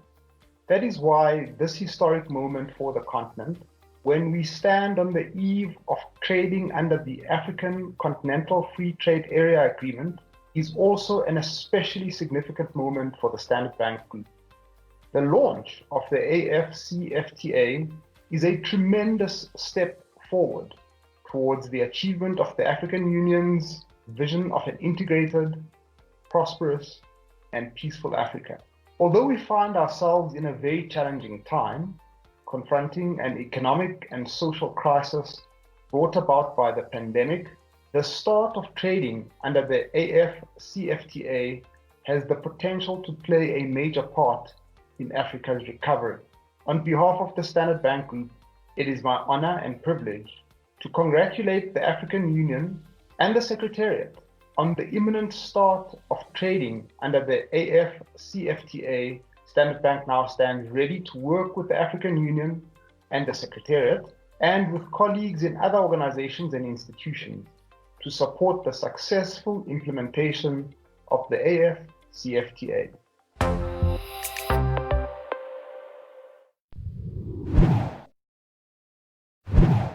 Welcome back. Yes, across Africa, adaptation, inventiveness and ingenuity has truly come to the fore during this pandemic. And I think it's fair to say that the fight has truly been led by our young and the women. The level of innovation and response has at times been breathtaking, inspiring. Now, many of the answers to our challenges, if you think about it, already lie within the continent. So how do we grasp it, nurture it, and then transform what will be the world's biggest free trade area? Well, of course, that's where the AFCFTA comes into it. And the guests on this panel are some of the champions driving Africa's fourth industrial revolution. So let us have the grand reveal. And joining us today, hello folks, I have Ahunna Ezeonkwa, Director of UNDP Africa. If you could give us a little hello. Also joining us today, Rebecca Enonchong, founder of Apps Tech. Hello. Bright Simons, social innovator, entrepreneur, writer and vice president at Amani, the Centre for Policy and Integration. And we also have Dr. Carl Oshodi Izobo, who's joining us. He is the CEO, this gentleman is prolific, CEO of AI Group. And hello there. And Carl, do remind me, because I did put your point earlier to the Ethiopian Airlines CEO, so we'll get back to that. And finally, if you ever want to know who is the guru, the one to go to of the AFCFTA, it's this gentleman here. This is really unique access that we've got for you. This is Prudence Sebaizi. Thank you very much for joining us. So remember, keep your questions coming in, the Q&A button, just give us a press. Now, do you know what? I've been looking at the messages before we start, and Yusuf Dawale has said, toujours demain, pourquoi pas aujourd'hui? Okay? Always tomorrow, why not today? I promised you examples. These are our examples. These are people who are doing it today. So I deliver when I promise. So let us start off our conversation. And do you know what? I'm going to start off with the ladies. And Ahunna, I'd like to start off with you because you have just released a report. And this is really quite exciting. It's all over social media. Now, this report looked into women, youth, how to grasp it, how to nurture it. What I'd like you to do is just take us through the findings and how you'd like the report to be used as we head towards January the 1st. Thank you so much. You know, we're quite convinced that AFCFTA is perhaps, it could well be the single most important instrument for helping the African countries achieve the Sustainable Development Goals and the 2030 Agenda, just under a decade now, which is why this conversation is quite timely. But it will not be automatic. And when we actually look at the 2030 Agenda, it requires that we leave no one behind. So a key principle of this initiative has to be that the demographics that are usually left behind, youth and women in the case of Africa, are included upfront. And that's why we've done this report with the AFCFTA Secretariat. It's jointly done with UNDP and AFCFTA Secretariat. And it's looking at how this initiative, this integration can include women and youth. And we want to provide them a platform to share their views on how it will be meaningful in their lives and in their work. And let me just maybe highlight 3 asks from the women. The first one is that women want to trade in a policy environment that facilitates intra-Africa trade, not one that penalizes them. The second is that women want practical capacity building support to scale their businesses. And the third is that women want equity and that they want to gain access to production and supply networks. Now, what does that mean? So in terms of the first, which is the policy environment, is that at the moment, a lot of time, much of the time, the women are having to scale very high fences. They're dealing with very complex regulations. They're dealing with unclear standards. They're dealing with misinformation or lack of information. And they're dealing with inconsistencies that make the market look quite unpredictable. So AFCFTA, in their view, needs to create predictable rules-based intra-Africa market, and one that is trade facilitated, but also one that facilitates free movement. But more importantly, that the preferential treatment that is going to be offered must also be seen at the borders. The second on capacity building to scale their businesses. The women and youth that we feature in our report, they have the skills of their trade, actually, and they have the passion to make change. Their message is clear, however. They want to build and widen their scale of production. So let me give you one example. In agriculture, we had Ada Osakwe, an agripreneur from Lagos, Nigeria, and she owns a business that promotes farm-to-table agriculture. And she wants to set up new branches in other parts of Africa, in Ghana, for instance. She wants to be treated with a non-discriminatory manner, to be treated in a non-discriminatory manner when she ventures out. At the moment, there's a lot of discrimination against women, particularly if they're young. She wants value addition opportunities to expand into agri-industry. And Ada wants an enabling environment, not asking for too much. And then we have in Zimbabwe, Tendai Chitima, who is a filmmaker based in Johannesburg. She wants to know that the intellectual property of the creations of her mind are protected, and that she can be assured that she could bring crews into different African countries, film crews, without visa problems. She also wants to ensure that African film content is prioritized for diffusion across the continent and across networks. Tendai is also not asking for too much. She wants more visibility and stronger networks of African artists, and she wants financing that can support the shooting of African stories.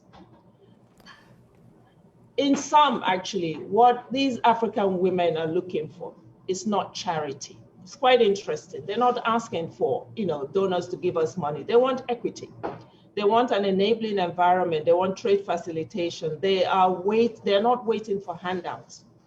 And these women are already, we have to really underline this, they are already enterprise owners, and they are already transforming lives in their communities and in their nations. So this idea that women are vulnerable, passive agents, I think we need to overcome. And I think that finally all they're asking is for AFCFTA to deliver on its promise, bringing down these stubborn barriers to intra-Africa trade and also the movement, free movement of African peoples. Okay, Ahunna, that's a good point for us to pick up with Dr. Carl Oshodi Izibo, because you've been working very closely on the AFCFTA, and in our earlier discussion, you mentioned something called the Online Trading Platform. Could this be something that these women could start looking towards in terms of accessing, getting ready, preparing to access the new trade area? Dr. Carl. I think it's a good point. The point of the matter is that women are very critical in driving the successes of the AFCFTA in Africa. Reason being that if you ask me, women are in larger numbers. So we need to build their capacity. We need to accelerate their experiences and train them on SMEs so that they can actually feature on that dashboard. You already know that the market has a potential of more than $3 trillion. And Dr. to Carl. feed a population of 1.3 billion people. Of 1.3. That signals is that women should be given the adequate support at their own national country level.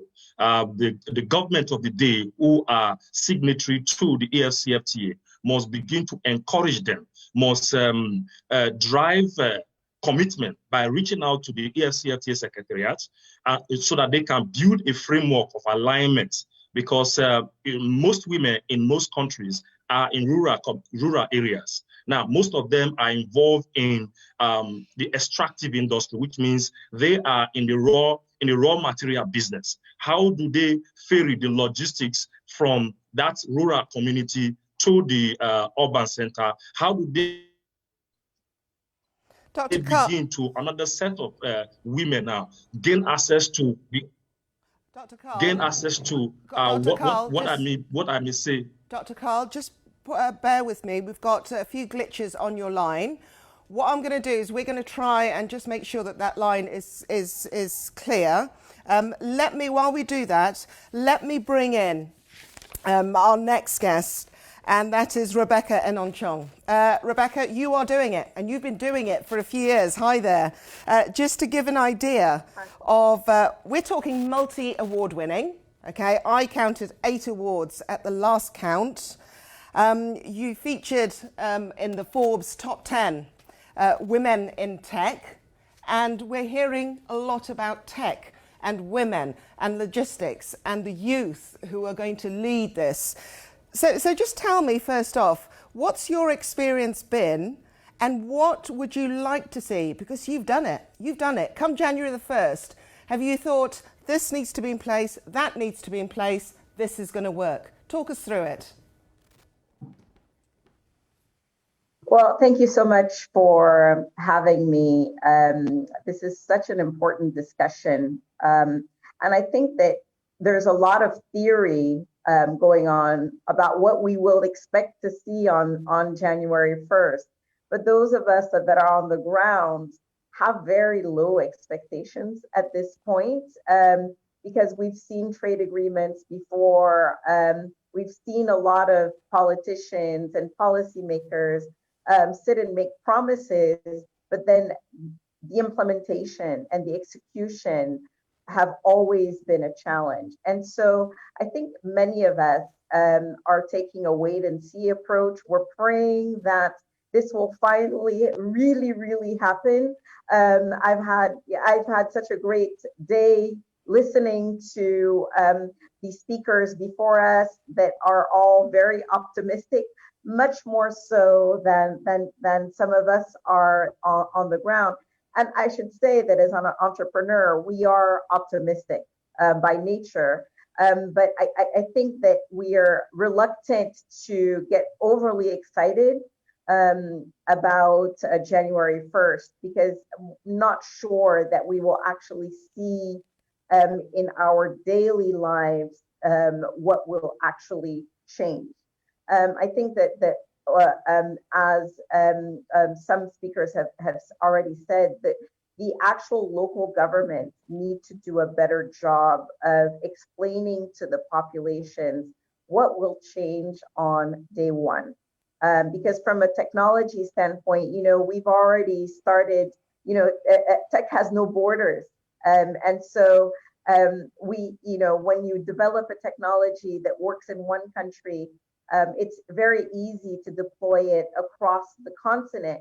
What is very difficult is to get paid from across the continent. And so I'm hoping that one of the things that changes very, very quickly is being able to do cross-border payments, because this will really facilitate the scaling of technology solutions across the continent, cross borders. Because right now the technology isn't what prevents us from selling to, from Cameroon to Nigeria, but being able to get paid being in Cameroon and selling to Nigeria has been a challenge. Rebecca, and so those are the things that we are expecting and hoping for very quickly. Well, do you know what, Rebecca? Shall we put that to the person who knows what to expect come January the 1st? Prudence, that is a question I am hearing over and over again. And it's not that you're over-promising. Maybe people are expecting more. Just explain to us, January the 1st, what actually does that start button do? And what can somebody like Rebecca expect to see over the year? Yeah, thank you very much for this opportunity. And let me pick it up from where the last speaker has left it off. There are a lot of expectations from the private sector, from the people of Africa on what is going to happen come 1st January 2021. And I want to give you a promise that this is not empty promise, because when you look at the journey that we have come so far, since 2012, when a decision was made to establish the AFCFTA, you can understand that the high-level political commitment that has driven this process up to where we are now is also going to promise that implementation is going to become a reality. Of course, when it comes to implementing a trade agreement, everything does not happen from day one. It's not going to come in as a big bang. I would like to mention that we are starting a journey of progressive liberalization of trade. And come 1st January 2021, countries that have made commitment to liberalize their tariff are going to start year one of liberalization. And this process is going to end in about 10 years because there are different levels of development. Some countries have been given 10 years for liberalization. There are others which are the developing countries have been given up to 5 years. So it means liberalization of tariff up to 100% will take between 5 to 10 years, depending on the category of the country. But what is more important is that from the start of trading on the 1st of January, there are a number of other initiatives that are going to bear result immediately. Like I've heard that there have been challenges of technology. The AFCFTA implementation is coming with some initiatives such as the Pan-African Payment Settlement System, which is being initiated by Afreximbank. This system is going to immediately start. It's going to start facilitating business immediately. we have established an online mechanism for elimination of non-tariff barriers. This is going to start immediately. So meaning that if a trader is moving products from one country to the other, whether they have a challenge on the road or at the border, they are going to report it instantly on the platform and the issue will be resolved. So the business environment is going to be quite different come 1st January 2021. Of course, in terms of tariff, it takes time, but other enabling environment is going to be put in place as soon as we launch the market. Okay, Prudence, thank you very much for that. And if I could just ask all our guests, if you'd like to interject or pick up on a point, please just raise your hand. So we're not talking heads here, we're having a conversation. I'd like to bring in, and just to let you know, we're going to come back to Prudence towards the end of our conversation, because we're going to find out from Prudence what to do next. Okay, this is really important. What you should be looking at if you're an entrepreneur or a business person, what you should be signing on to, what you should be prepping with when it comes to your paperwork and what have you. Okay, so stay with us. All right, let me reintroduce Bright Simons. Goodness me, another multi-award winner. Social innovator, entrepreneur, writer, vice president at Imani, which is a Centre for Policy and Integration. He's got a Life Achievement for Innovation, and one of the awards placed him just ahead of Canada's Justin Trudeau. So, Bright Simons, thank you very much for joining us today. Innovation features a lot in your CV: policy, integration. AFCFTA, how does that all fit in together? So, I mean, the preceding conversation by good friends of mine, Prudence and Rebecca, that's established the two extremes that we are contending with. Some argue that it's largely irrelevant in the scheme of things because other forces are more prevalent, and others argue that, well, it provides us a complete new threshold to reimagine all of these things. My view is that it's somewhere in between, like most truths. And where AFTA is different is that we do see an acceleration of the forces of integration with AFTA. Take the last treaty that was supposed to establish a single economic community in Africa, the Abuja Treaty. So AFTA is more or less a progression of the Abuja Treaty. It took 3 years for it to come into force. AFTA took just a year to come into force. The date of last signature on the Abuja Treaty was more than 2 decades. And so we've seen significant acceleration when it comes to the AFTA in terms of the speed at which countries are embracing it. And I think that is something to be commended and also a reason for some degree of hope. The second thing that we are also seeing, and this builds on some of Rebecca's points a little bit, is that we talk a lot about intra-Africa trade and not as much about intra-Africa investment. But when you actually look at the numbers, famous Ernst & Young report not too many years ago, it's been established quite clearly that intra-Africa investment is rising rapidly than intra-Africa trade.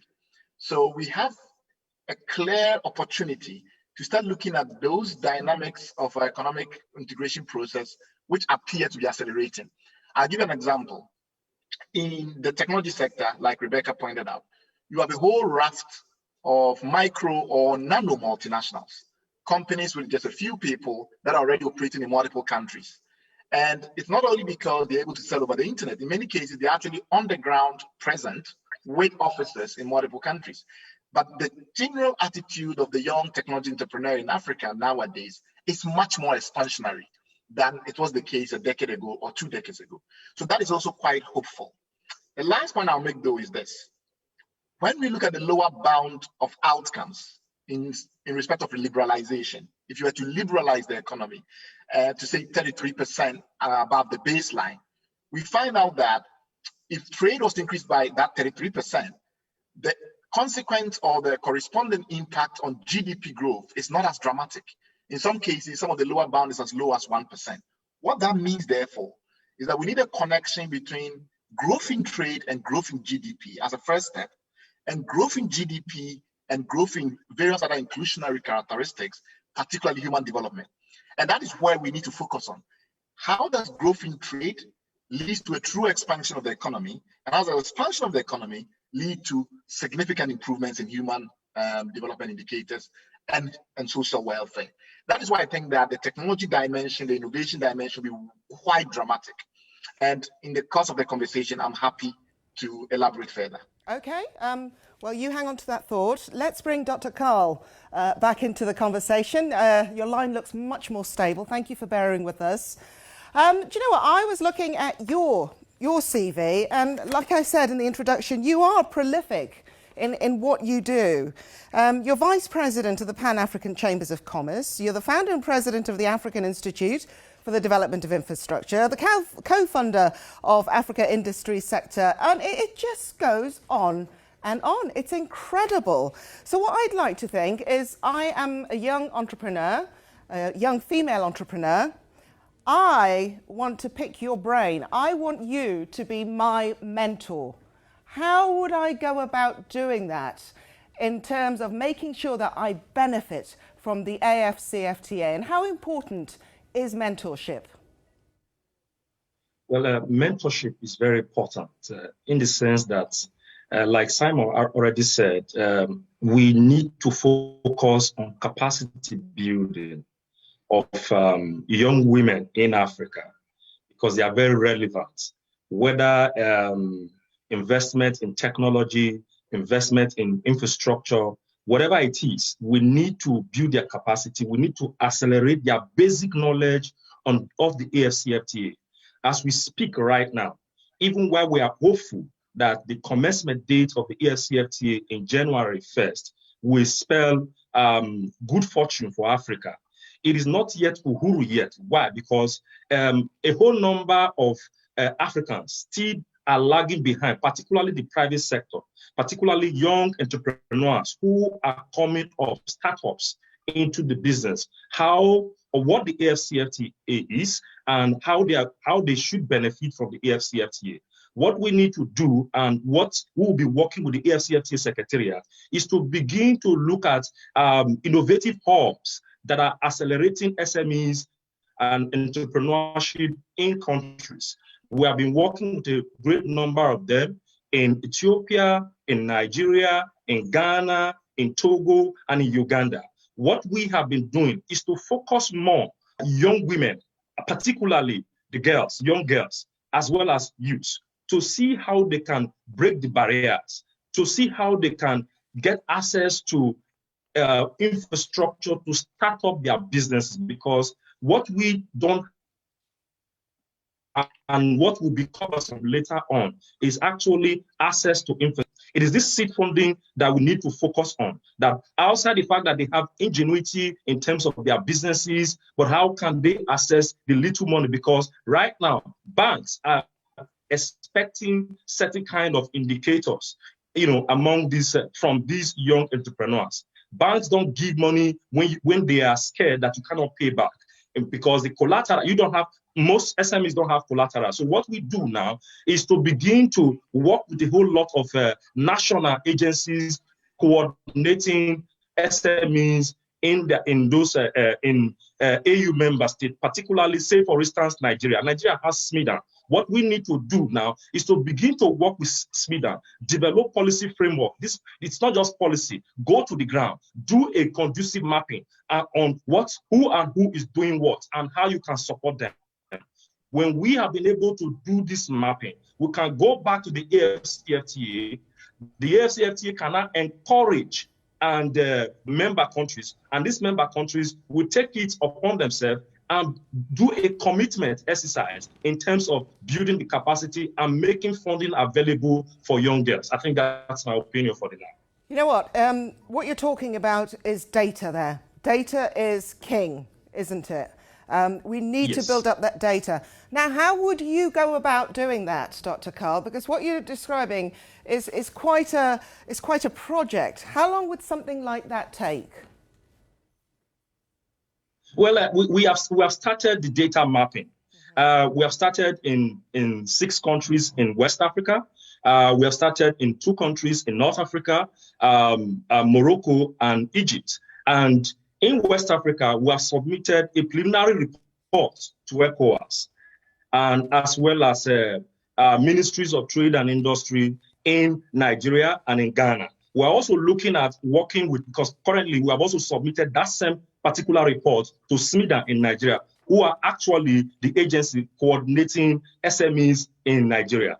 We can now begin to cascade it into looking at how feasible can we now assess the number of SMEs in countries. Because right now, Africa don't have a data of operational SMEs in Africa, so that they can reap the benefits of the SME strategy that the AFCFTA already is adopting from the AUC. So we need a lot of data. This data have started. It's still in progress. We're expecting that the AFCFTA Secretariat and all the relevant stakeholders will also support us in ensuring that we have very much data, available information, so that SMEs on the continent, SMEs across region can benefit from regional trade, can benefit from cross-border trading, can also ensure that they reap the benefits of liberalization of tariffs, because tariff is very important now, and that is the essence of the AFCFTA. You already know that the AFCFTA is looking at elimination of these barriers, and these barriers, actually, before we can eliminate this barrier, in this field, we cannot increase competitiveness. So this data is about identifying those who are working on innovation, technology innovation, and even local innovation, because technology is not everything. We're also looking at corporate governance. We're also looking at human resources. What are we to benefit from the whole matrix of all of these factors, so that we cannot factor this data to support the AFCFTA progress, to support African government, to support institutions like Afreximbank, the Afro Champion, ensuring that we accelerate the operational vibrancy of SMEs to support and grow the AFCFTA market. Okay, do you know what? I know that earlier this year you said we are expecting a situation where we have the public and the private sectors which will challenge and push one another to make more progress. Now, I wanted to direct this to Ahunna, because Ahunna, you work for the UNDP, okay? I follow your website, UNDP Africa. There is a lot of tweeting, there is a lot of exposure of the fantastic work you're doing with businesses on the ground. My question to you is, once you've done that, then what? Why does the UNDP matter with the AFCFTA? Why do NGOs matter in business? No, I think it's important that we look at the role of development assistance in this equation. And I think what COVID-19 has really led us into is the immense talent pool that we have on the continent, particularly residing within the youth population. And if we look at the way we've done development in the last 5 decades, youth have not been at the center of our development practice. We have not directly dealt with young people. And this is really an indictment on development practice, because we see that everything young people touch grows. It's not, I mean, we need to stop considering youth as a time bomb. You know, they're only associated with crisis and conflict and terrorism. But we really have been led into this pool of dynamic social entrepreneurs among the young population. We featured 2 months ago 50 of these kinds of innovations, young people who stepped in to build robots, to create testing kits, to build even oxygen making machines, showing that they are a development partner, not just somebody that you throw development goods at, but they're actually formidable partners to development. And how do we invest differently in them? And that's what we're doing in UNDP, and what we're encouraging others to do, to work directly with young people, invest in a meaningful way in these youth innovators that are solving community and societal problems, not go around them. And we do that in 2 ways. One is to also find new partnerships. For instance, in UNDP, we have partnered with the Tony Elumelu Foundation. And our target is to look at supporting 100,000 young entrepreneurs on the continent, including those in crisis countries. We've just last month launched our Mali chapter, where we're looking at supporting directly 4,000 Malian youth who have ideas for entrepreneurship. And this is in the middle of a crisis, and we inject hope that this crisis that the country is in right now, it's not going to take all of them down, and the young people can have something to look forward to. So looking at also equalizing this a little bit, when we focus just on the tech part, we run the risk of excluding a lot of young people. And our process with the Tony Elumelu Foundation is looking beyond the online platforms, looking at offline platforms that allow us to reach youth in rural areas who don't have any connectivity or opportunities with tech equipment. And so I think that, we have a huge role to play, not only in supporting directly these young people, but also in globalizing their voice, in bringing their talents to become more visible on the Africa platform, but also on the global platform, so that they can begin to make the connections with existing investors and networks. Very much. I've got an interesting question here. How are we including the African diaspora in the AFCFTA? I've seen this particular subject matter pop up twice. So let's look at that. What would encourage entrepreneurs to come back? And I'm going to put this question to Rebecca, because you've had experience abroad, just to let you know how experienced and what it takes to be driven. At age 15, Rebecca used to walk the streets, selling newspaper subscription, door to door. At age 17, she became the manager of that company. 17, I'm talking about here. So that was in the United States, a very advanced economic hub of tech and business. What does the African diaspora need to see in terms of an environment to come back and engage? So yeah, I'm one of those returnees, so to speak. I started my company, Appstec, in the US in 1999 and moved. I opened an office in Cameroon in 2002 after having opened one in Ghana just before, and returned myself in 2004. And I think that what really struck me is that I thought I understood the environment. I'd already opened subsidiaries in other countries, and we almost had a methodology as to how to do it.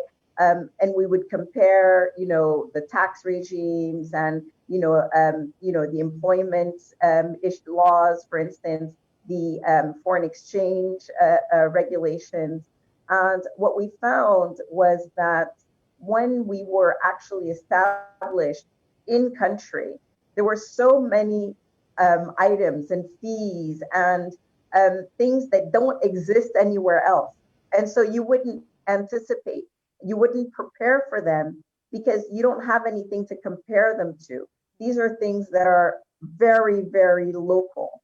And I think that that's one of the things that we can do to support diaspora is really have a real, very realistic, that does not come from the local investment agency, because they're not going to tell you either, but a very local, comprehensive how to start a business and those things that you need to look at. I think that would be really helpful for diaspora. In AfriLabs, so AfriLabs, which I'm the board chair of, which is a network of innovation centers across the African continent. We have 240 member hubs located in 48 different countries, supporting a community of over 1 million African entrepreneurs.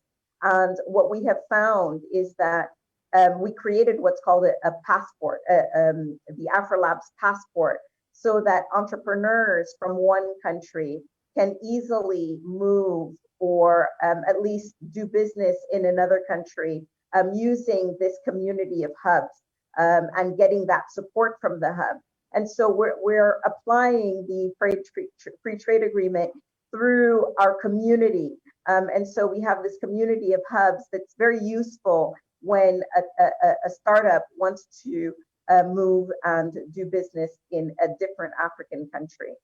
It really helps to have those tools and have that support when they're establishing locally. And this is something that the diaspora could definitely use to try to understand and try to establish itself in an African country. That's great. You're already accessing the trade area. Thank you very much for that, Rebecca. I'm then going to turn to Bright. Now, Bright, obviously innovation is very much your thing, but there are a lot of people who say, do you know what, I'm not techie. When it comes to, I hear the word digital solution and innovation, and I run for the hills. I like things nice and simple. Could you put innovation, explain to us, it doesn't have to be high tech, does it? No, and I think we should be opening ourselves more and more to greater amounts of serendipity. So let me give you an example. Take geolocation, map reading skills, and you'll be surprised to learn that one of the most effective influences on young Africans' ability to read maps was ride sharing.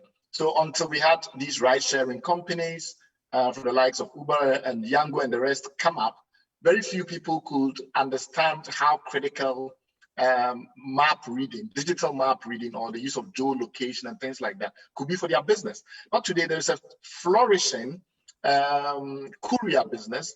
There's a flourishing offline, online combo e-commerce sector that is entirely dependent on these digital maps. So you have all these people on motorcycles riding all over Africa, delivering goods and items, and that has created employment directly, but it's also enabled businesses, giving them flexibility to operate new business models. They don't have to have shops anymore. There are people that have shops that are entirely on Instagram or WhatsApp or any of these things. So serendipity is quite very powerful with innovation. There are things that we never expect, and all of a sudden they emerge, they erupt, and they completely transform the environment. The second area of innovation that I think we need to pay attention to is the amount of experience sharing we have on the continent that we're not taking advantage, or potential for experience sharing we have on the continent that we're not taking advantage of. Let me give you an example. About a decade ago, Nigeria decided that for some categories of medicines, they're going to enable traceability from the factory all the way into the hands of the patient. So the medicine we made somewhere in France, but they will track it all the way to the hands of the patient. And the mother will walk into a pharmacy to pick up a box of medicine for their daughter, and they will know exactly where it came from, how it's validatable. Nigeria did this in 2010. The European Union and FPI and the rest have been trying this for 2 decades, and they are still not there. Yet, when you walk down to, say, Mauritius or you walk down to Mauritania, you don't find the same solution.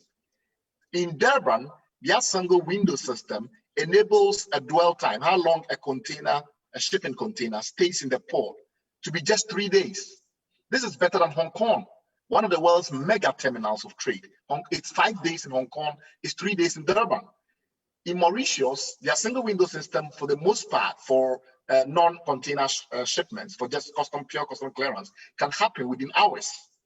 So my view of this is there is extraordinary capacity for true excellence on the continent, just not enough willingness to move good ideas from one part of Africa to another part of Africa. So before we even talk about moving goods and services across borders in Africa, can we start talking about moving great ideas from one part of Africa where it's having extraordinary impact to other parts of Africa where those ideas have not yet found roots?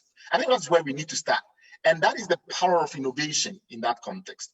There are already things happening where we figured it out. It's just that we're not disseminating innovation well enough. So it's got nothing to do with high tech at all. It's really a mindset issue. Right, do you have a solution to that? What's your solution to that question you've just posed? The question of mindset. I think we need to blend the cultural dynamics of the continent much more closely with the business dynamics. I think there isn't enough I won't say just branding, but enough storytelling about the potential of Africa in ways that connect to everyone. So we often think of culture as exotic. So, it's people dancing and, nice images, but it goes beyond that. It's really about how we celebrate African excellence, how we celebrate our unique heritage, how we project our fears and hopes in ways that are distinctively African. And I think unless we're seeing a lot more collaboration among creative storytellers, innovators, business people and the like, so that we brand what is successful in Africa as potentially global, as potentially revolutionary, as definitely transformative, we're going to leave a lot of value on the table. So my sense is we need to blend the storytelling, the narrative creation, the thought leadership, in a much more integral fashion with the hard stuff of development. We're not doing that very well yet.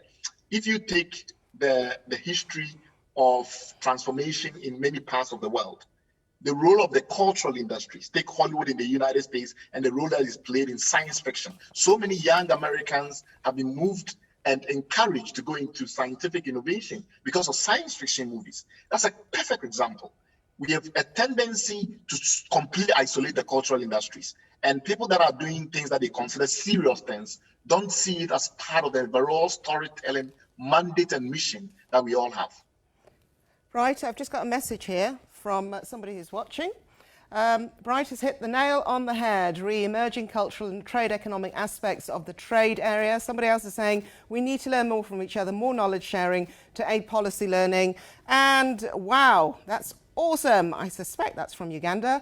Let's move great ideas across Africa. Also, tech innovation does not match the internet connectivity, accessibility, and the cost of it across Africa. And greetings to you too, Risto in Namibia.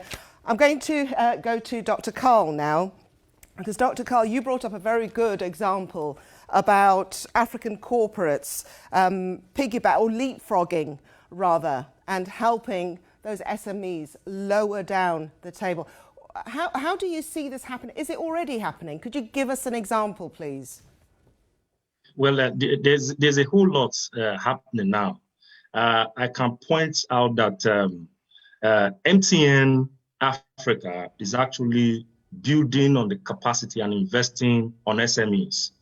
We can narrow it down to South Africa, where they have SMEs hub around telecommunications. They are also engaging in other educational and research issues, to see how they can blend this capacity. Now, also coming down to Africa in general, Tony Lumilu Foundation is also doing things like that. There is this TEF innovation and enterprise capacity building for young SMEs. Now, not just training them, but also helping them with access to facility. Now, what the UBA or Tony Lumilu Foundation is doing is to stand as a shortee. So which means he's a corporate that is all actually betting on young and emerging African SMEs. So with that, now you can see that it now begins to leapfrog from just being startups into SMEs, from SMEs into MSMEs, and then they rise to become multinationals, or I would say SME champions, which means that they can create jobs. So the idea which has been happening, and it's happening across the board, but what we need to do, or what the government and private sector needs to do,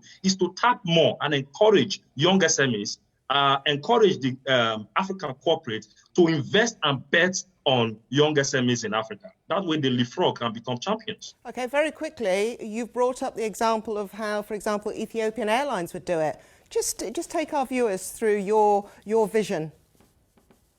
Okay, fine. Now, what Ethiopian Airlines can do is that we already have young SMEs around, who are manufacturing avionics, who are actually also in the aviation, the ecotourism. Now, what Ethiopian Airlines as a multinational or African corporate is to begin to identify these young SMEs, not just Ethiopians alone, because the Ethiopian Airline, it's Africa's, I would say, global giant in terms of to us, it's our #1 airline in Africa. So we see it as identically we are Ethiopian. So every one of us should also benefit as Africans, not just only Ethiopians, but Ugandans, Tanzania, at least if it's just to focus on the, I would say the East Africa community, to develop this capacity to train, though they have an academy. Ethiopian Airlines has an academy now.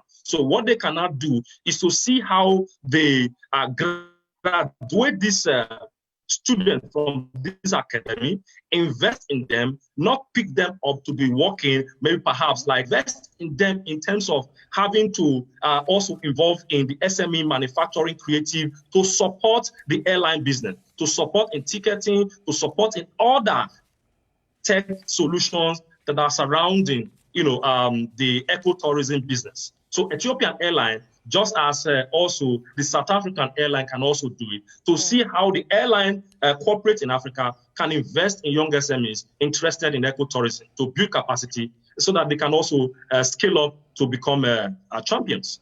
Carl, thank you for planting that seed. You know that ideas are gold. So there are many people now thinking, okay, so what next? What next? So let us bring Prudence back to the fore. Prudence, what should businesses, what should entrepreneurs, what should innovators, what should they be thinking about to start making the most? Like you said, it's not overnight, but there's a lot of work that needs to be prepared. Take us through, because really it's not steady as she goes. It's make a change here, make a change there. The floor is yours.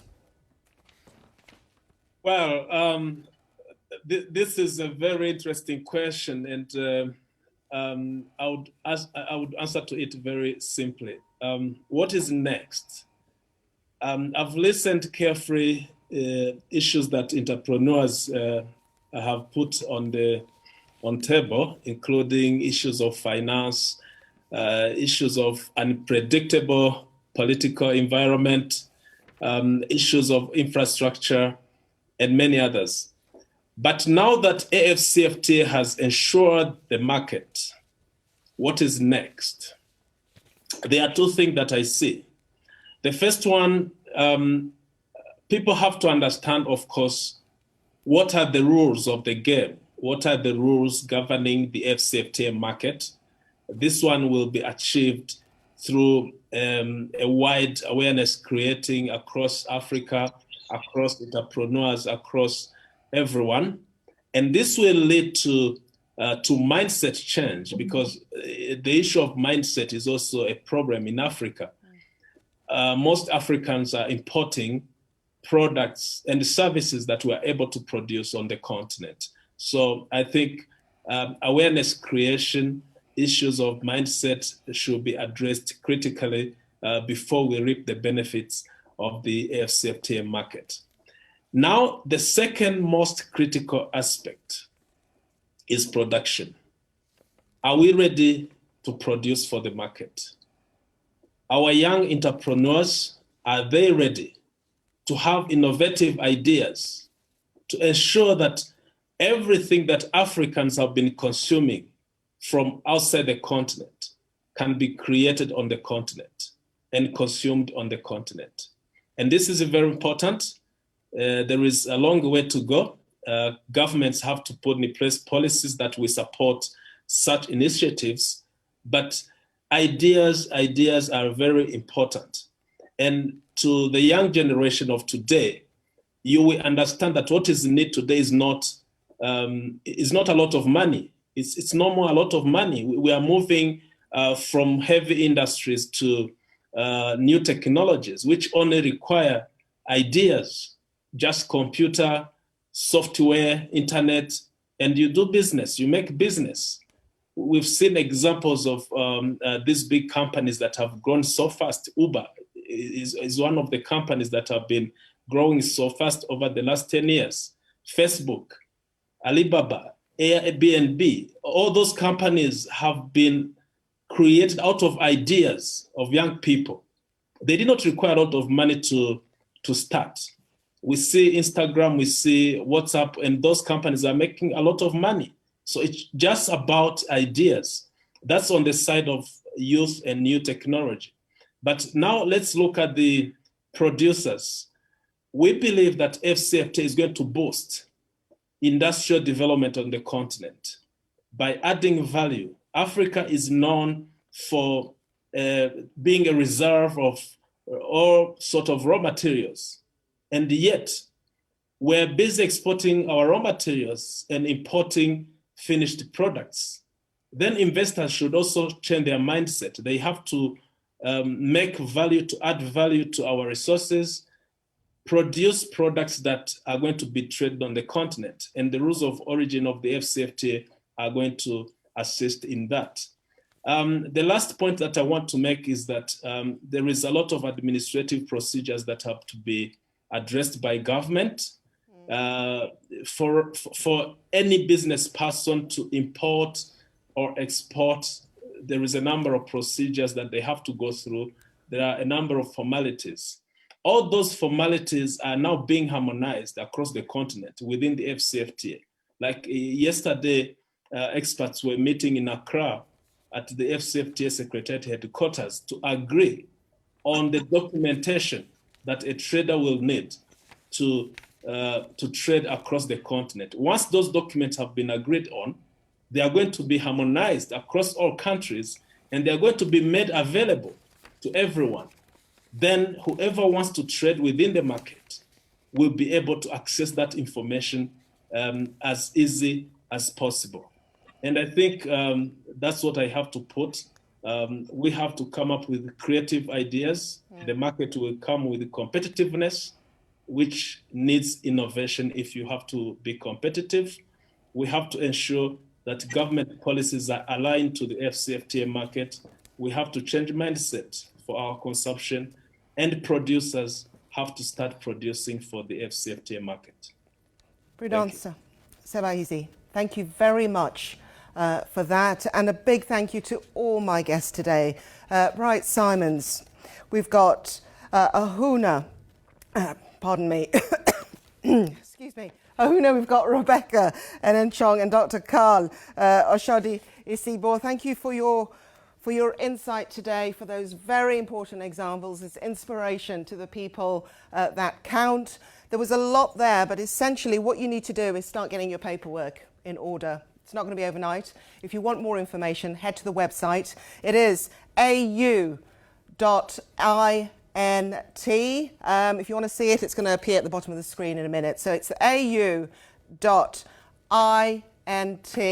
That's where you head to start accessing the information. Now there it is, see, told you. For our final contributors who couldn't be with us, we've got some personal messages from them. Trading starts in the African Continental Free Trade Area by January 1st, 2021. For Africa Economic Zones Organization, the countdown already started. Economic zones are considered as the most popular instrument supporting socio-economic development and have notably contributed to the overall GDP across the continent. They are indeed one of the main devices to advance continental regional integration and will greatly contribute to the implementation of the CFTA. Their activities are designed to drive sustainable processes, promoting intra-African trade, regional value chain, and industrial complementarity.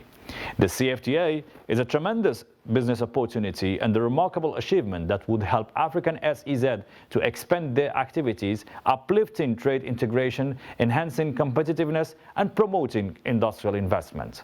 We are entitled to develop new processes, supporting the vision of creating one African market under the CFTA agreements that stands for making a significant contributions to accelerate SEZ development, reduce logistic costs, and facilitate cross-border trade. Distinguished guests, ladies and gentlemen, thank you to the African Union and the co-organizers for hosting the Africa Business Forum. Unfortunately, I am not able to participate in the forum, but I am honored to be able to contribute through this message. The Africa Continental Free Trade Area, the AfCFTA, is a milestone for Africa's journey towards prosperity. By reducing tariffs among member countries and providing stronger trade facilitation, including measures to reduce red tape and simplify customs procedures, the agreement will provide vast opportunities for the continent's private sector. In addition to increasing intra-African trade, the AfCFTA will also strengthen regional value chains and support increased industrialization. These measures will enhance the continent's ability to move up the global value chain by increasing the production of processed goods, boosting manufacturing, and most importantly, facilitating the creation of made in Africa products and services. One of the major hallmarks of the agreement is its potential to broaden economic inclusion. The AFCFTA will expand opportunities not only for large firms, but also for micro, small, and medium-sized enterprises, MSMEs, which constitute 90% of businesses on the continent. Doing so will spearhead the continent's growth and reshape African economies. The potential gains from the AFCFTA are clear. However, going forward, successful implementation through inclusive and sustainable measures will be key to realizing the agreement's full potential. The AFCFTA needs to work for all. MSMEs, those working in the informal sector, which make up nearly 86% of employment, and vulnerable groups such as women and youth cannot be left behind. The International Trade Center is committed to helping the African private sector convert the opportunities offered by the AFCFTA into concrete business transactions. To support this, we recently launched One Trade Africa, a new program to unlock the full business potential of the AFCFTA, targeted at MSMEs, with a special focus on women and youth-led enterprises. The program focuses on building a conducive business environment, strengthening institutions to support business operations, and increasing the competitiveness of MSMEs with an emphasis on leveraging digital technologies such as e-commerce and green solutions. The establishment of the AFCFTA represents a new dawn for Africa, and ITC is here to support you along the way. I wish you a fruitful discussion today. I also implore the business community participating in this forum to think beyond the formal private sector and consider opportunities to empower all. That was Pamela Coke-Hamilton just ending that. Do you know what? That's it. But my takeaway from today is that people are crying out. You're all crying out for more information. I mean, Indeed. That is a good sign, isn't Yes. it? Yeah, that's excitement.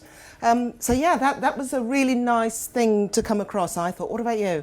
Well, I thought that it shows that there's already an army of believers in the AFCFTA that have been working behind the scenes and more coming on board. You had private sector leaders like Benedicto Rama and MTN. You had Paul Kagame showing political will from the highest levels. But you also saw people who were dealing with SMEs, dealing with small shareholder farmers, all saying that they want to find their space in this new AFCFTA. Of course, it will not happen overnight. Your last panel showed that it's not just turn the key and the engine switches on. It's, I think one of your panelists says, over 10 years that trade barriers will start to fall. But it starts somewhere, and it starts on January 1st, 2021, which is so exciting. It is exciting, yeah. Thank you so much for joining us. That's it for the AFCFTA Business Forum 2020.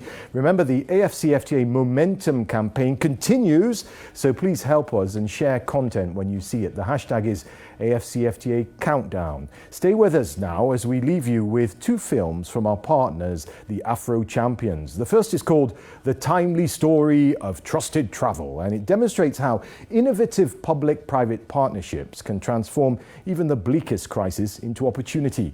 With the Africa CDC at the helm, the digital bridge has been created across labs, airlines and ports to enable full travel resumption without risking a surge in infections. Yeah, and as if that isn't enough, the second film is called Global Haven, and it introduces an initiative with roots that are purely and proudly African. You'll find out about a program to digitize COVID-19 travel certificates and implement a global vaccine registry. See, the data is already starting to come in. Now, the idea is to lay the foundation for the world's first truly global e-health ecosystem.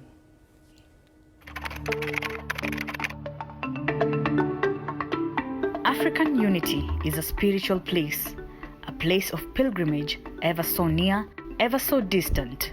But never has the dream of one Africa economically united proud and strong on the global stage, seems so tantalizingly close as it was in January of 2020. And the African Continental Free Trade Area was initially scheduled to commence on the 1st of July this year.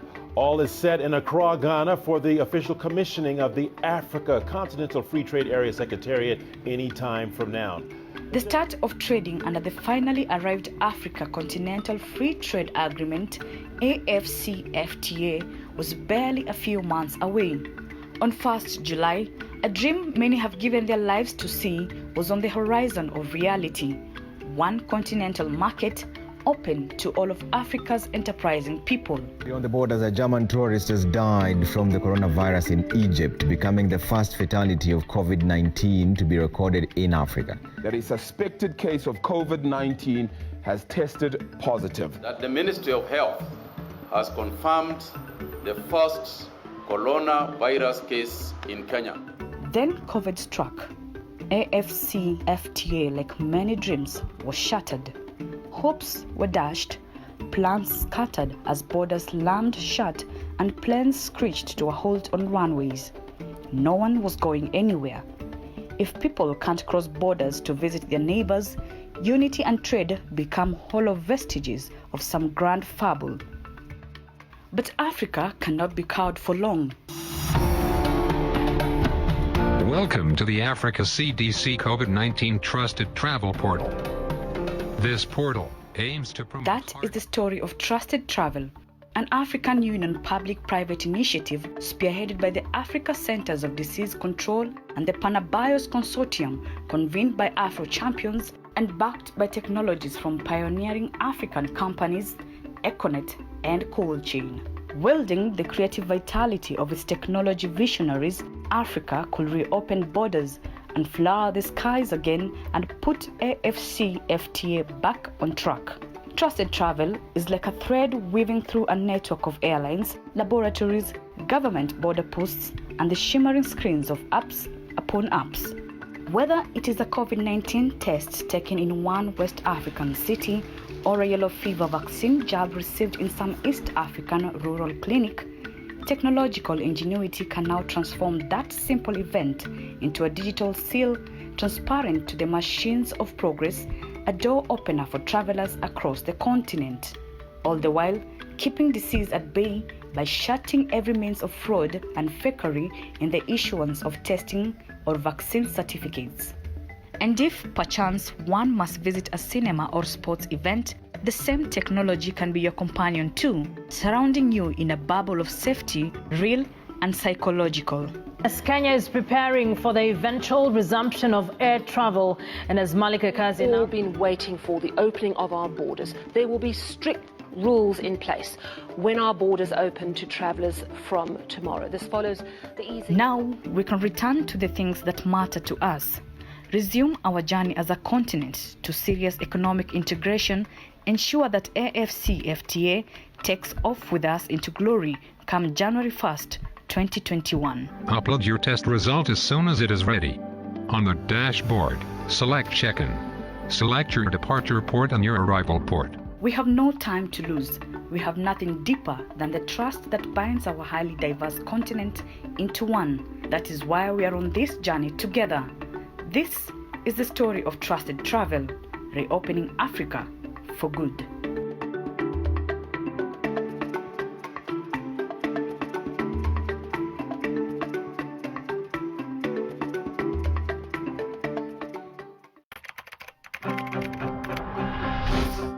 Global cooperation has for long faced ups and downs, daunting challenges and constant friction.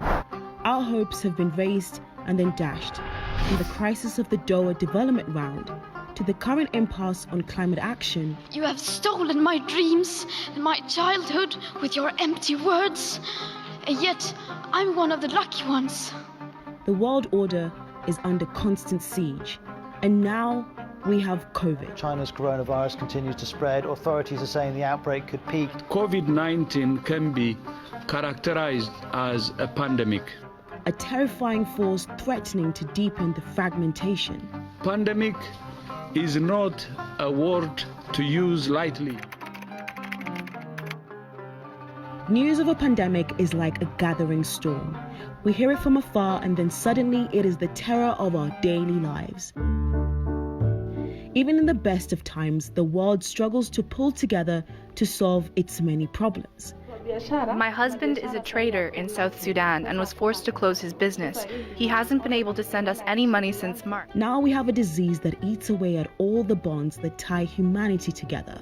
People are afraid of me at work. I can't even get close to anyone. They shun me and say I'm coronavirus. No travel, no embrace, no visits to grandma.